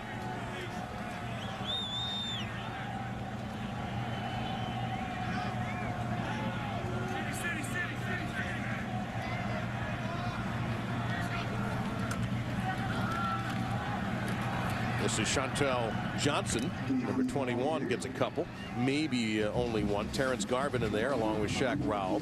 At stake for West Virginia today, bowl eligibility. You saw that 5-5 record. They do have one more game to play in Morgantown next week against the bottom team of the Big 12, Kansas. But still, you want some momentum going into home. You want to end, obviously, the losing streak. Iowa State already bowl eligible. Yeah, you would think they would win that last game, but they've been saying it for 6 weeks. Here's your deep pass down the field in the end zone. It's a caught touchdown by Quentin Bundridge.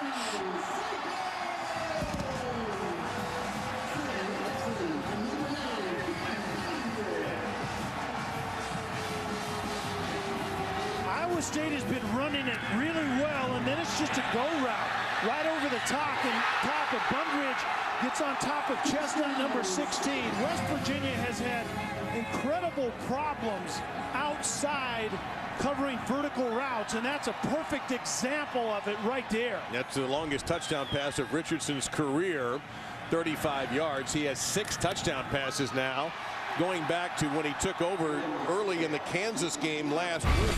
and into the wind. What a gorgeous throw this is by the redshirt freshman from Winter Park. Iowa State on top for the first time today.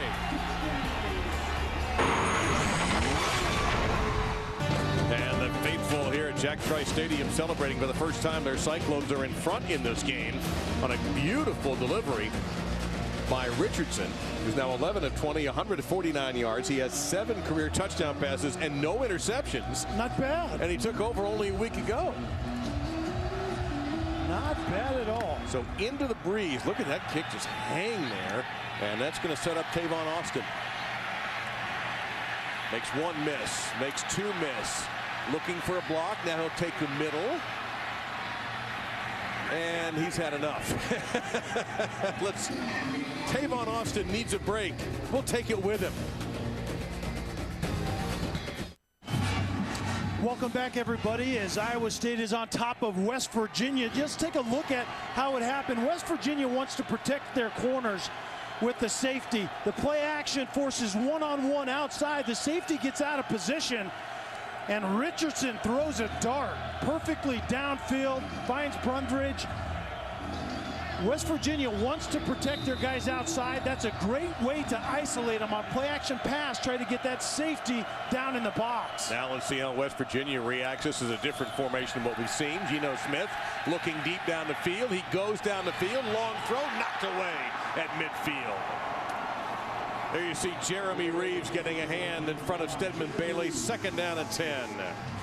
And that breaks 12 straight completions for Smith. And Jeremy Reeves does a great job. It's Bailey is running the deep over route, and then the catch-up speed right at the very end. Perfectly played by Jeremy Reeves. Now again, this time West Virginia has the win and is at their backs, as opposed to what you saw Richardson throw into the wind for the touchdown. Back to the ground. And not a lot there. That's Austin on the carry. Willie Scott, a redshirt junior from Orlando, in there to make the stop. 3rd down and about 8 coming up. And how about how Iowa State is defending Tavon Austin as a running back? And Oklahoma couldn't do it, obviously, last week. Well, they didn't know, to be fair to them, they didn't know it was coming. And that's what I was going to say. The preparation that Iowa State has had to think about it certainly has made a difference here this afternoon.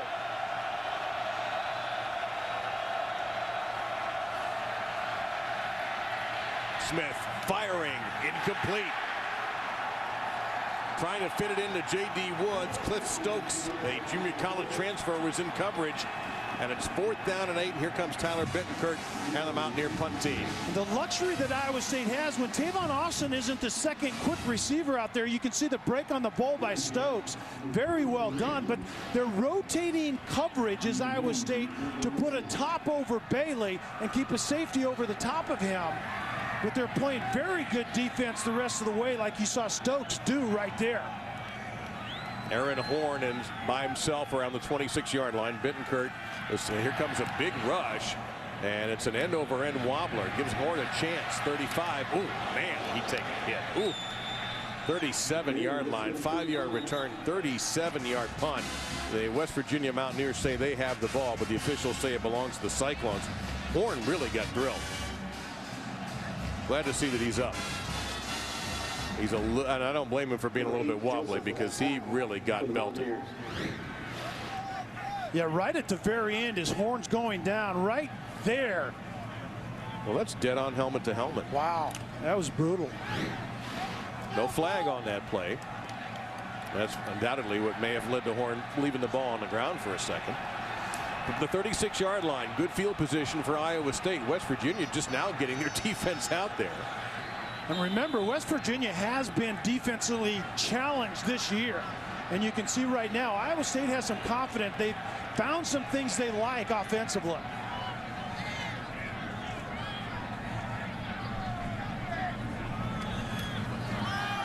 On the ground, here's James White. White breaking a tackle and is dragged down finally by Terrence Garvin. Looks like he's going to be a yard shy, gain of 9, 2nd down and 1. And Iowa State right now is saying this: if you're going to keep your safeties deep to cover your corners, it's a favorable run look for us. We're going to run the football. And they're going to try again with White. This time he is swallowed up. very close, but if you go by that official coming to your screen right now, they did not make it. It's going to be 3rd down and short, and really short.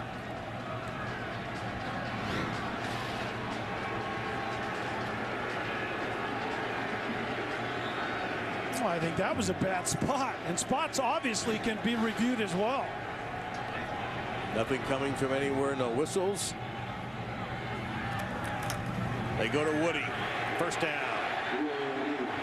The throwback fullback, Jeff Woody.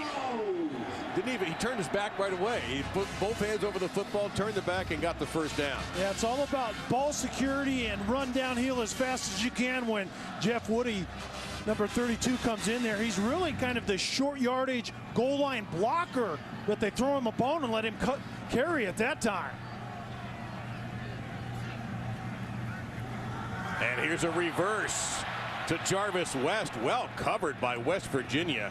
Darwin Cook made a ton of tackles from his safety position, number 25 for the Mountaineers, and then lost about a yard on that. It'll be 2nd down and 11 coming up for the Cyclones. And Josh Francis did a really nice job. He was actually the edge defender where that reverse was coming to. He made it go back inside and then very well defended inside as well. Fast moving 3rd quarter. We're down to 2 minutes in this period. West Virginia led at halftime 17-14. Richardson has hurt West Virginia with his feet, lobs one to midfield. It is knocked loose, incomplete, closing very quickly. Nick Kiatowski, he saw that play coming. Richardson kind of hung that one up a little bit. And once again, the quick pressure inside. You can see West Virginia rushing for, getting the quick pressure, and Josh Francis probably got held right there by Jacob Gannon. That wasn't called, but the quick pressure inside forces Richardson to throw off his back foot. So James White shaken up on the play. He was the intended receiver. We love college basketball. Of course you do. The 14th annual ACC Big Ten Challenge kicks off Tuesday on ESPN with the doubleheader. This is awesome. Number 16 NC State versus number 4 Michigan. C.J. Leslie, Tim Hardaway Jr. Then at 9:30, UNC and Indiana square off for the first time. You're going to have that James Michael McAdoo leading on the Tar Heels against Cody Zeller and the Hoosiers. Then Wednesday, the Spartans and the Hurricanes, and also you're going to get the Buckeyes and the Blue Devils. Wow, that's such a great challenge.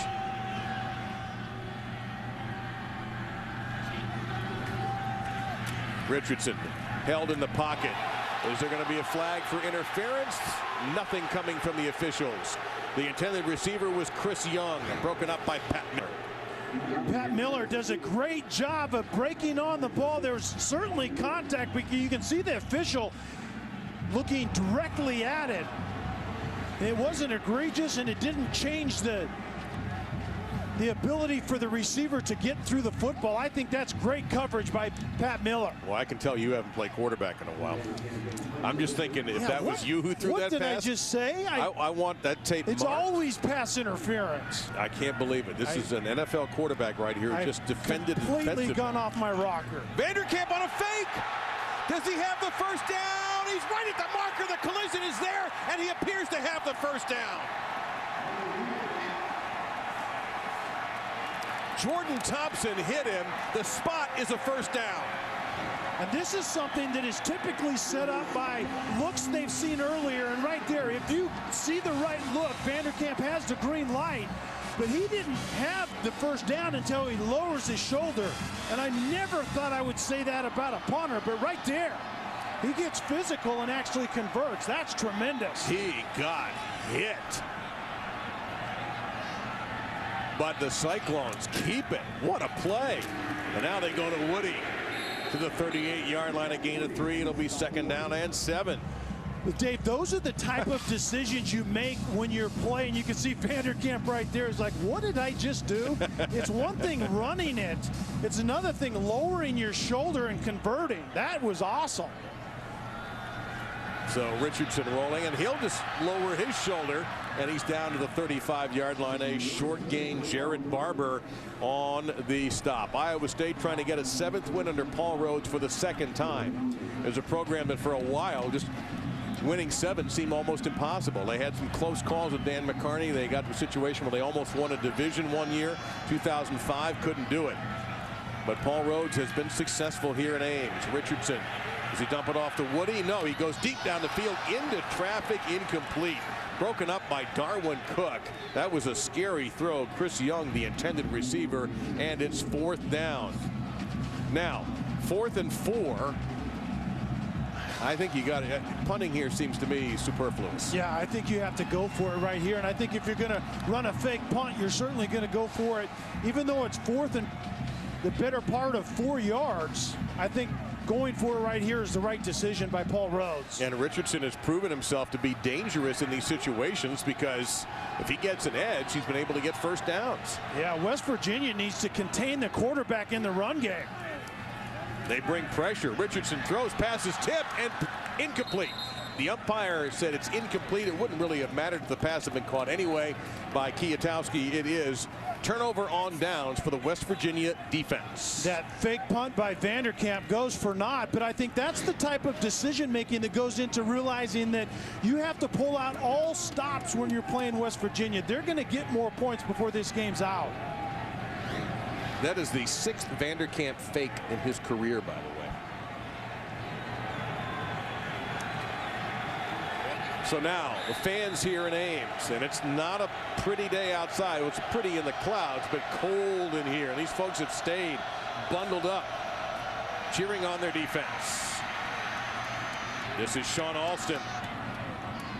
And that's the way he has run all afternoon for West Virginia. Stops the clock with 9 seconds to go after that first down. And Alston is now over 100 yards, 102 on the afternoon here in Iowa State. And that will be the end of our quarter.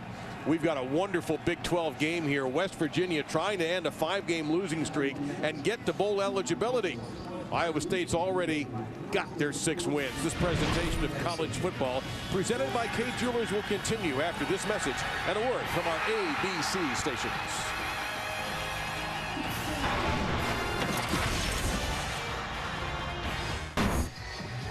Got to stay warm any way you can here in Ames, Iowa. The wind chill makes us feel like we're at about 15 degrees right now, and the sun is gone, and so is a good first down opportunity as the Iowa State defense rises up to stuff Tavon Austin. And A.J. Klein clearly listened to Kelly's halftime speech about playing better in this half. And they needed a big half out of him. You can see him running right through the hole, and he's helped by very good play on the defensive front line. But 47, A.J. Klein is a different player here in the second half. Yeah, Roosevelt Majit was also in there. And then straight ahead they go to the power back with Alston, and he gets it almost all back. And now here comes just a basic play, a gain of 14. Here comes a gigantic 3rd down and short. And it's almost like Iowa State lets up. The double team right there on the left coming off in great timing. 74 Madison, the center, does a nice job of getting to that second level. Hold everything. Prior to the snap, Iowa State called their first charge timeout. Interesting decision by Iowa State. Player with a helmet. There you go, Jack Trice Stadium. Time for our Pacific Life game summary. And some of the numbers of interest has been the first start for the redshirt freshman quarterback Sam Richardson. Very effective on the ground. The fake punt by Kirby Vanderkamp got a first down, and a great job, I think, by Iowa State to bottle up Tavon Austin. I think that's the story of the game. You look at what Tavon Austin did against a really good Oklahoma defense a week ago, and Iowa State is tremendous tonight. Geno Smith on 3rd and 2. Dumps off. Incomplete, or is it a fumble recovery? No, the call is incomplete. Big hit. Is an incomplete pass, 4th down. So 4th down and 2. Do they go for it? No, they're going to punt into the wind. Simon with a big hit there. In punt formation for Mountaineers, Aaron Hornby for Ohio State. Again, into that stiff breeze.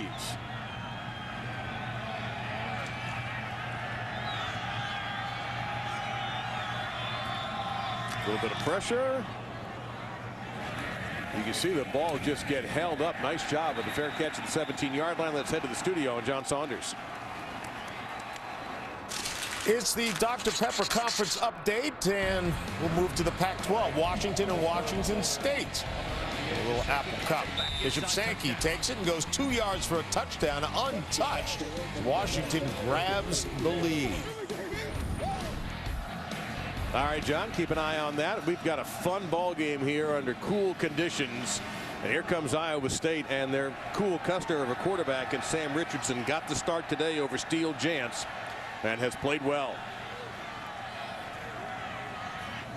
You see what Iowa State has done, leading after 3 on the ground. Chantrell Johnson, 25, takes a hit at the 26-yard line, and a flag, and this might be on Iowa State, on Bob Graham, number 78. Yeah, I think you're exactly right. He comes and tries to peel a defender off the pile at the very end. Very ill-advised if you're Iowa State right now. I would pick up the flag. I don't think it was the worst thing. You don't think it was warranted? No. But you know what? If I saw a replay, I might agree with this call. After the play was over, personal foul, unnecessary roughness, offense number 78.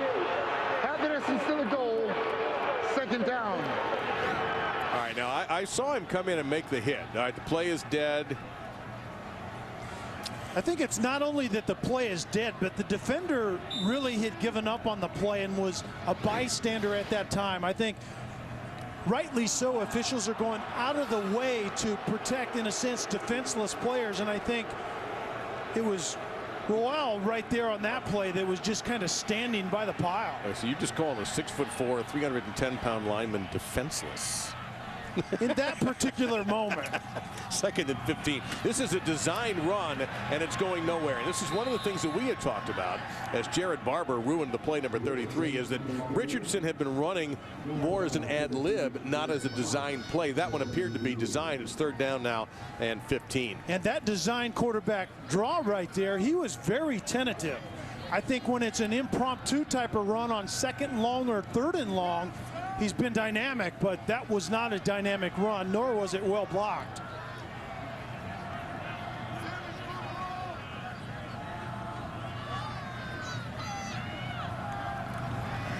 Pressure from the edge. Richardson wisely steps up, takes off. He'll get hit. He won't get the 1st down, but he'll make it a little bit easier for Kirby Vanderkamp. Doug Rigg in there on the stop for West Virginia's defense. And see, this is the downside of Richardson giving up on plays a little bit too early. You can see right there, he takes a pretty good pop at the end, but he actually had some things to work with down the field. But not only does he scramble early, but he does not keep his head down the field to see open receivers when he broke contain. Here's a risky proposition now. You're going to be punting to Tavon Austin. You're a great kicker in Vanderkamp. And the left footer gets up a high sideways wobbler. Austin, what's he going to do from the 33? Austin 45, Austin 50, 45, 40. Austin cuts back. If he has a lane, he could go. He's using the entire field. Tavon Austin, a flag 30 yards back of the play. And now the umpire, or the back judge, runs it up to the 26-yard line. There is a flag down on this return. And the reaction by Tavon Austin says it all. Yeah, West Virginia is going to get called for the hold. During the return, holding, receiving team, number 9. 10-yard penalty. West Virginia keeps the ball. 1st down. Timeout. So a 68-yard return is wiped out on the penalty by K.J. Dillon. Dana Holgerson is clearly not happy. Was it a hold? You can see for yourself. Watch number 9 in white.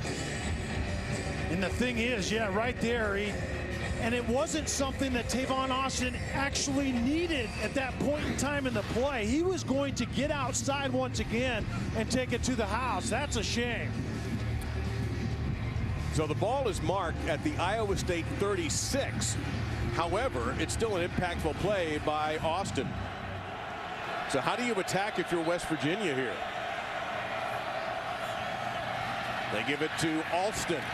And he'll get across the 35 and spins to the 34-yard line.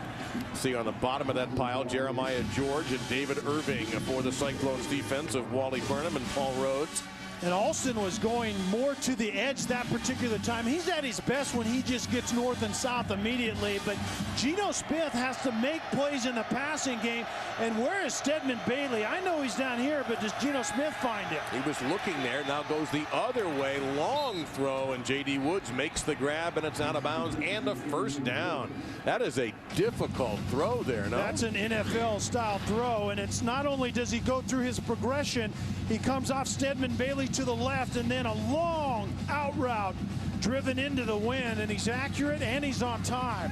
That's tremendous stuff. I do think one thing, Kelly. I've noticed the flags at the top of the stadium don't seem to be quite as crazy as they were this afternoon. Now that we're past sundown here in Ames, Iowa. You have to use Austin right there in this situation. Nobody over the top of him.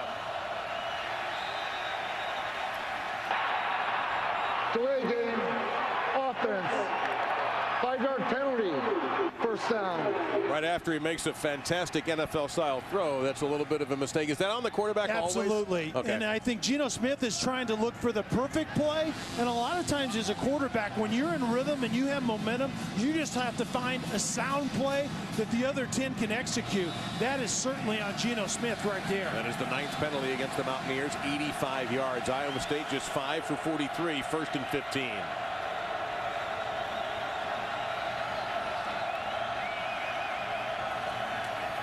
Quick screen. They go to Austin, and there's Klein who hurls him down. They love their wrestling in Iowa, and that was a 2-point takedown. That's a gain out to the 24 of 6. It'll be 2nd and 9. This is what I think Geno Smith was trying to get to, just the quick screen, the quick throw to Tavon Austin. Nobody over the top of him, and expecting to defend him from the inside, which Klein did eventually. Austin is open underneath, and there he gets it. One-on-one. He's tough to beat. Gets by one and gets a solid collision with Jeremy Reeves, and then some pushing and shoving afterwards, and the officials quickly able to break it up without having to throw a flag. Well, the beauty of having Tavon Austin in motion is eventually he becomes an incredibly dynamic outlet receiver. He's not even in Geno Smith's thought right there until he needs him extremely late. 3rd and 3.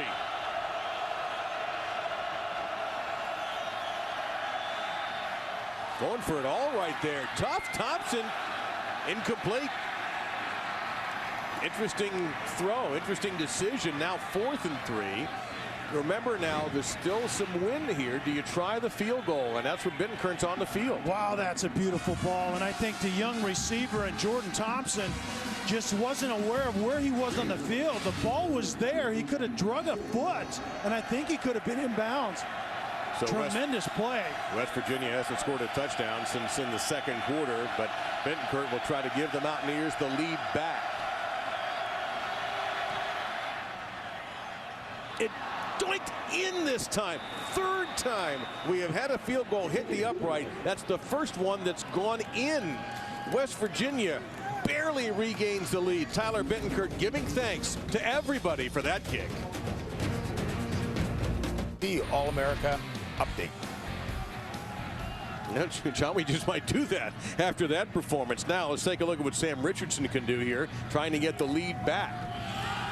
Right now they go to the zone read, and West Virginia's defense ate it up. No gain on the play. 2nd down. James White, the ball carrier, and the other number 8 in this game, Carl Joseph, raced up to make the grab. And the difference in the second half for West Virginia defensively, they're defending their run better, and so they don't have to commit another safety into that box and leave those corners exposed. West Virginia's defense has been maligned this year, and at times they have deserved it. That pass caught by Chris Young, a diving grab at the 40-yard line for a gain of 7, and now Iowa State trying to play fast. 2nd and 3rd and 3 coming up.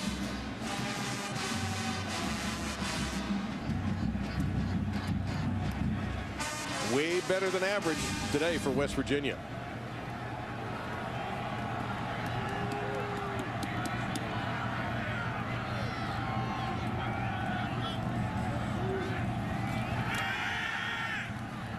Plenty of time. Can he get the first down? Yeah, sure he can. Slide safely, and look out there. as Josh Francis came flying in. Actually, if he had made contact with Richardson, that would have been 15 additional yards most likely, but it's a first down for the Cyclones. And that's the game that's being played. It's all about West Virginia's safeties defensively. Where are they? And can they contain after they cover well down the field? Richardson gets off and converts once again. And he'll hand it off this time to Jeff Woody. And Woody rumbling up the middle into Mountaineer territory to the 39-yard line. Jeff Woody. Just old-fashioned football here. And Jeff Woody is really more of an attitude adjustment. You can't draw a straighter line from one point to another than Jeff Woody runs right there. And he has it again. Got a couple of yards that time. 2nd down and 8 coming up. Iowa State approaching 200 yards on the ground. This is West Virginia's opportunity defensively. 2nd and 8. They need to come up with some play right here. They have to defend well. Don't give yards after contact in the run, but also don't give up something in the quick passing game. Tremendous target, the tight end right there in the slot. Go the other way. High pass caught around the 30-yard line. It'll be short of a first down. 3rd and 2 is next. Beginning on Monday, the 2-night dancing finale event begins. Iowa's own Sean Johnson, Melissa Rycroft, and Kelly Monaco. The best of the best. Only one will win it. Who will be the first All-Star champion? Find out live. Dancing with the Stars All-Stars 2-night finale event starts Monday at 8 on ABC. That's 8 Eastern. That is a first down. No. Ball on the ground, incomplete. Thought that West had the ruling on the field is an incomplete pass. 4th down. Now, wind at your back. Your field goal kicker's got a good leg. Do you try to get the lead that way? Not a great throw, but certainly a throw that should have been caught by Jarvis West, and he just couldn't hang on, taking it to the ground right there. But so they are going to try Edwin Arceo, his longest this season, 51. Watch out for those goalposts again. 49 yards. Yeah, he's hit one off the upright as well. Brett Bucher is the holder. And back in the lead, Iowa State. On a challenging day for kickers, Edwin Arceo tucks this in. West Virginia, it's your turn.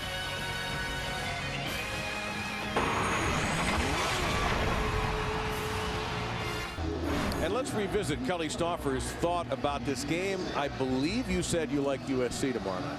I like USC tomorrow night. Okay. I like the talent that USC has, and I think that Notre Dame's run of close calls comes to an end.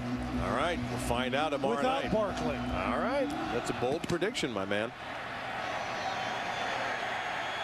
Tavon Austin will fake it and then take a knee, as we will not fake a visit to the studio. Here is John Saunders. John? Well, it's the Dr. Pepper Conference update, and in the SEC, LSU still has a chance to get to the championship game. They need some help. They needed to beat Arkansas. Tyler Wilson with the last chance for the Razorbacks. LSU wins, still alive. West Virginia playing for bowl eligibility here, although they do have one more game remaining at home next weekend against Kansas. This is Iowa State's final game of the regular season. They will go to a bowl game, and we'll all find that out in December. Right now, there's that little push pass to Tavon Austin. Look at the blocking downfield, and he may be gone. Austin is gone. No flags on the play. 75 yards.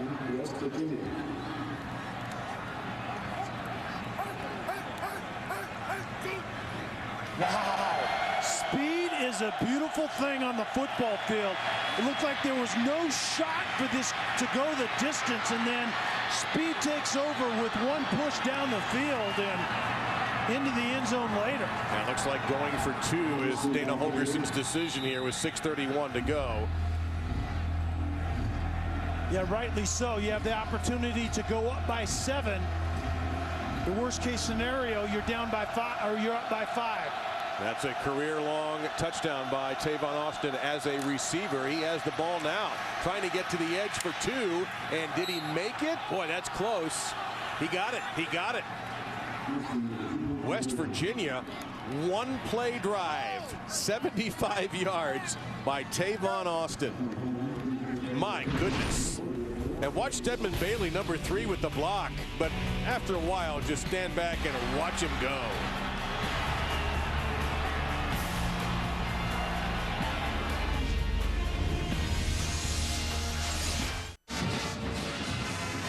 Fourth lead change of this half, and that one only took 11 seconds. Showdown Saturday on ESPN features 3 heated in-state rivalries at noon. The Bulldogs trying to earn their spot in the SEC title game and keep national championship hopes alive. They'll take on the Ramblin' Wreck. At 3:30, the Sooners' quest for the Big 12 title continues. Bedlam against Oklahoma State. And at 7 in the Palmetto State, South Carolina, Clemson, in Clemson. Oh my gosh, 7 o'clock, what a day that's going to be. Showdown Saturday at noon on ESPN and live on the Watch ESPN app. There is a squibbler, and Iowa State will get some decent field position at the 35-yard line. Well, last week, Tavon Austin was unbelievable. What he did against Oklahoma, but up until just moments ago, Iowa State, Kelly, had bottled him up. I think Iowa State did a great job with him when he was at running back. I think there was some chinks in the armor when he could get to the edge like he did there.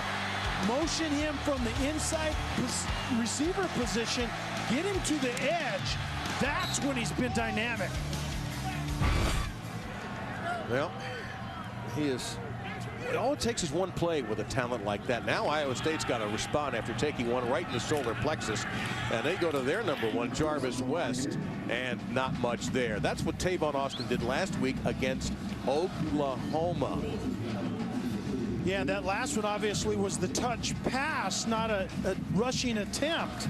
But Iowa State has been great against him, but that's exactly what the defensive coordinator Wally Berman told us, is the one-touch effect that Tavon Austin has.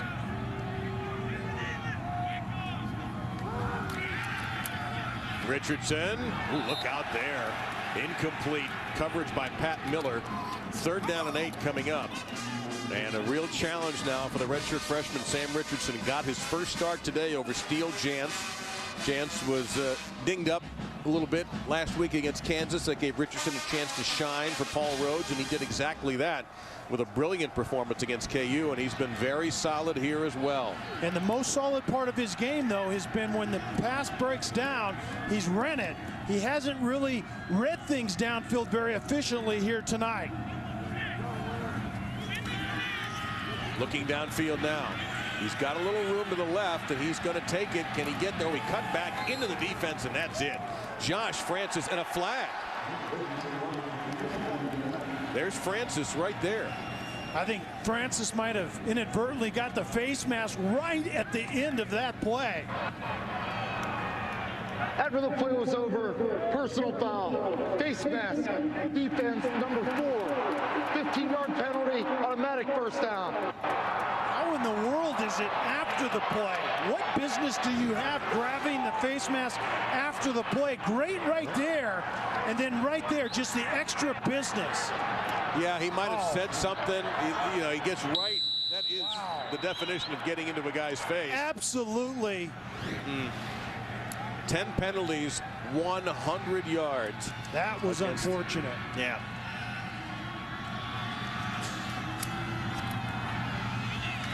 And Richardson on the zone read, tripped up at the 41-yard line by Carl Joseph, who saved probably 15 more yards. Instead, it's just a gain, not just, but a gain of 5, 2nd and 5 coming up.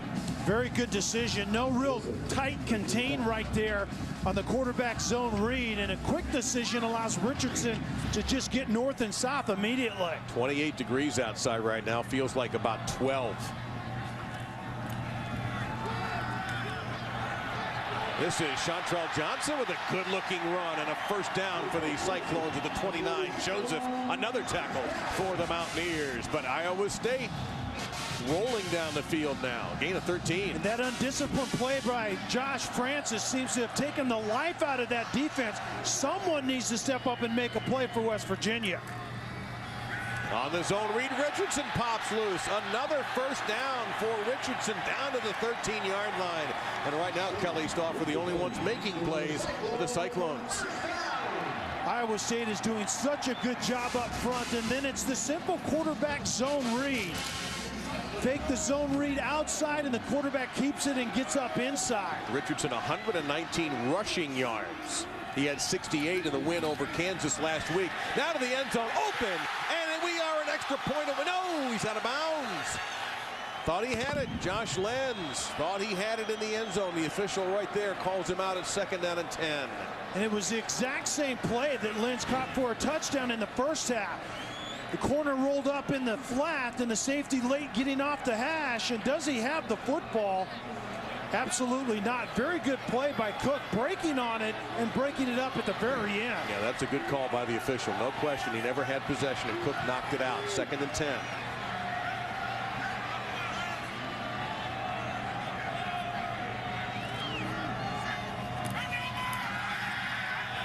Under pressure, dumps it off, caught by Johnson. Johnson, no, it's complete. The ruling on the field is an incomplete pass. 3rd down. And 3 officials came in motioning that the ball hit the ground, so it's 3rd down and 10. Dana Holgorsen encouraging his defense. Was this a good call too? And just the sudden throw when the pressure gets on him quick, and yeah, absolutely, that ball bounced. Those are the things that a young quarterback has a hard time with. I'm accurate when I know when I'm throwing it, but when the defense dictates when I throw it, sometimes my feet aren't right and an inaccurate pass at the other end. 98 Will Clark and Jorge Wright, or George Wright, number 99, coming in with the pressure.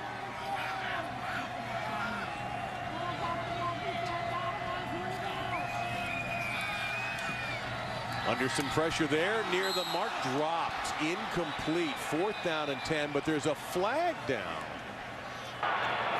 Personal foul. Hands to the face.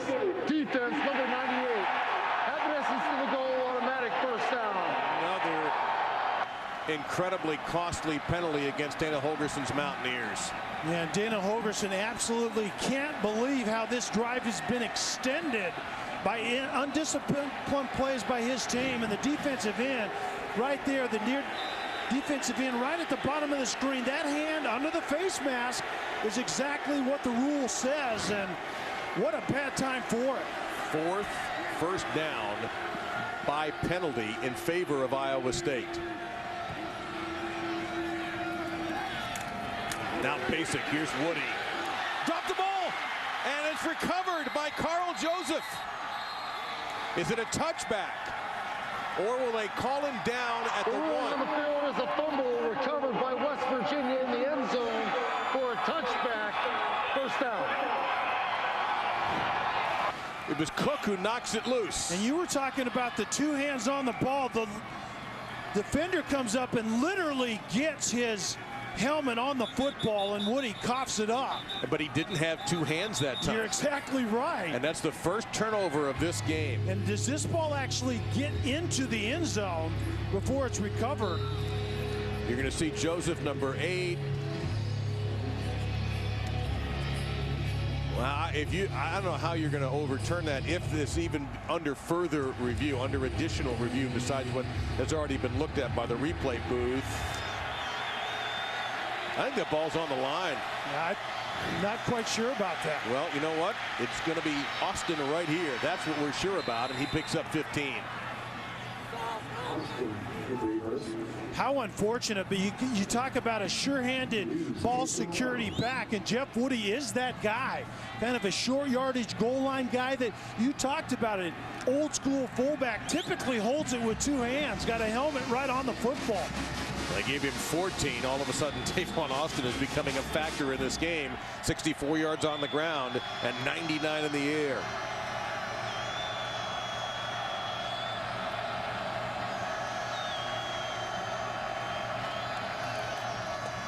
Now, Alston, he's been terrific all day for West Virginia. He gets to just about the 40-yard line. So you're looking at a solid 5-yard gain before Jake McDonough, number 94, made the stop. 2nd down and 5. And now Iowa State's got to start worrying about their timing here, Kelly. They have 2 timeouts remaining. Yeah, they burned one earlier. Remember that. So they do have 2. But the interesting adjustment I think Dana Holgorsen made in the second half, giving the ball to Tavon Austin, which is obviously a good idea, but give it to him from the slot position when he comes in motion. Iowa State had it figured out when he was a running back. They haven't figured it out when he's out at the slot. Austin has just tied a career high with 123 yards on the ground. That's Bailey in motion. And Alston stutter step, and he'll pick up one more. So he now has a career high. Klein on the stop, and here comes a timeout taken by Iowa State. They have one left. Second charge timeout. 3rd and 4 Iowa is next. State, 30 seconds. Our hearts beat in the face of challenge, for without it, there is nothing. No character, no grit, no goals. Without challenge, there can be nothing. No discovery, no knowledge, no cures. For us, the challenge is everything. Without it, there can be no Mountaineers.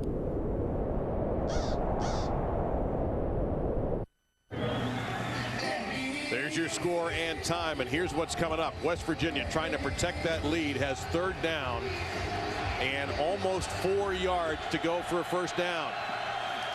Tavon Austin, number 1, checks out of the middle of that 3-receiver formation. They give it to Sean Alston, trying to rip his way through the middle. You see A.J. Klein, number 47, arguing with the official about the spot.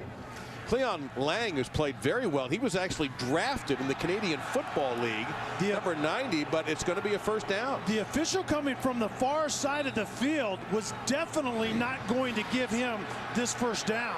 Well, you know what? If you're ever going to challenge something, this would be the time to do it. That is going to be close and certainly a reviewable situation. The ruling on the field that the ball carrier made the line to gain is under further review. Now, he didn't say challenge. He said under further review. And the head linesman you see in that play right there was definitely not going to give him the line to gain. We will tell you about that review and whether or not he got the first down when we return. All right, here's what the replay booth is looking at. First down, no first down. And initially they marked it as a first down, but according to our unofficial yellow line, it was certainly a cross, but the head linesman was coming in to mark it in such a way that it was going to be about 2 feet short. And he's the official at the top of the screen, right? The pair of legs and the black pants that you saw.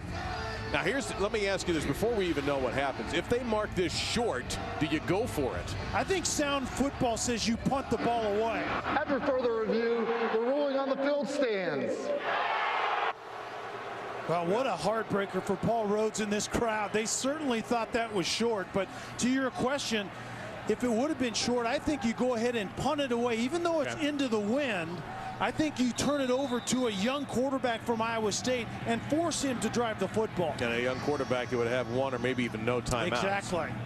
So now what we're going to see, obviously, is Iowa State will take, unless something big happens for West Virginia or there's a turnover, they'll take a timeout. Geno Smith, the senior quarterback, wisely bleeding that clock. Under 2 minutes. And now ball security is everything for the Mountaineers, and it's ball security that cost Iowa State a chance to tie this game. Final charge timeout, Iowa State, 30 seconds. Well, let's take a look, Kelly, at our Good Hands play brought to you by Allstate, and it's the fumble recovery by the outstanding freshman, number 8 for West Virginia, Carl Joseph. The hit by Darwin Cook, who's been outstanding, number 25, and there's 8, Joseph coming in with the fumble recovery. The only turnover we've had in this game. Yeah, and Cook has had a great night, and Joseph we haven't talked about much, but he's a dynamic talent to that free safety position, but Cook had a great night and literally put the helmet right on the ball of a guy in Jeff Woody that you never would imagine would fumble it away in that situation. Iowa State out of timeouts.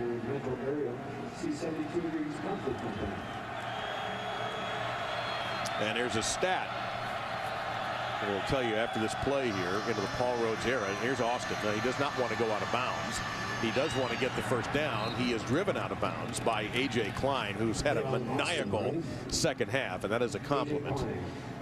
Under Paul Rhodes, when the opponents for Iowa State scored less than 24 points, they're 21-1. when they score 24 or more. They've only won 3. The scale just tipped. Yeah, there you go, right there. 3 and 24 when allowing over 24 points. Wow, is that telling? And here's another one. Since the year 2000, West Virginia, when they scored 30 points or more, they've won 80 and lost only 6. 3 of those 6 losses came this season. But they're going to win, and West Virginia heads back home bowl eligible. Iowa State goes home already bowl eligible. But still, this was one I'm sure they're going to look at plays. This is one that got away if you're an Iowa State coach or fan. Yeah, no question. They hand the ball to their big fullback, Jeff Woody, fully expecting ball security first and probably a touchdown. That was fairly well blocked until the low hit on Cook. But the last thing they thought is he would put the ball on the turf. So into the cold Ames night, some of the faithful now starting to check out, maybe to get some shopping done. But an end of a 5-game losing streak, and a big play by Tavon Austin ended up turning this game in the favor of the Mountaineers. Really well played, excellent football game. Only 1 turnover near the end of the game, but Dana Holgorsen get that 5-game losing streak off of his back. And a lot of those guys, center among them is Geno Smith, that they've had a burden for sure the last 5 weeks, but they finally get it done after starting such an incredible year. It fell off the edge of the earth for 5 weeks. Well, they were the number 5 team in the poll. They haven't won a game since October the 6th. They were number 5 in the poll after those 5 weeks. They haven't been in the poll all this month. They dropped out November the 4th. So this for West Virginia really sets up a chance for them now to finish with 7 wins. They're going to be a heavy favorite at home against a struggling Kansas team. Although, to be fair to the Jayhawks, they are playing better. Yeah. But still, with this style of offense and this speed, it is going to be hard for Kansas to win that game in Morgantown, which is a big fan base for West Virginia, and their group is going to be excited to see their Mountaineers bowl eligible. And the end of a 5-game winning streak, Iowa State drops to 6-6, and we wish them well in their bowl game. So great, there's the man who recovered the fumble. Only a freshman safety for West Virginia, Carl Joseph, but it was this amazing play by Tavon Austin that turned the tide. Our final score is West Virginia 31, Iowa State 24. Happy Thanksgiving, everyone. Let's head back to the studio with John Saunders and Jesse Palmer.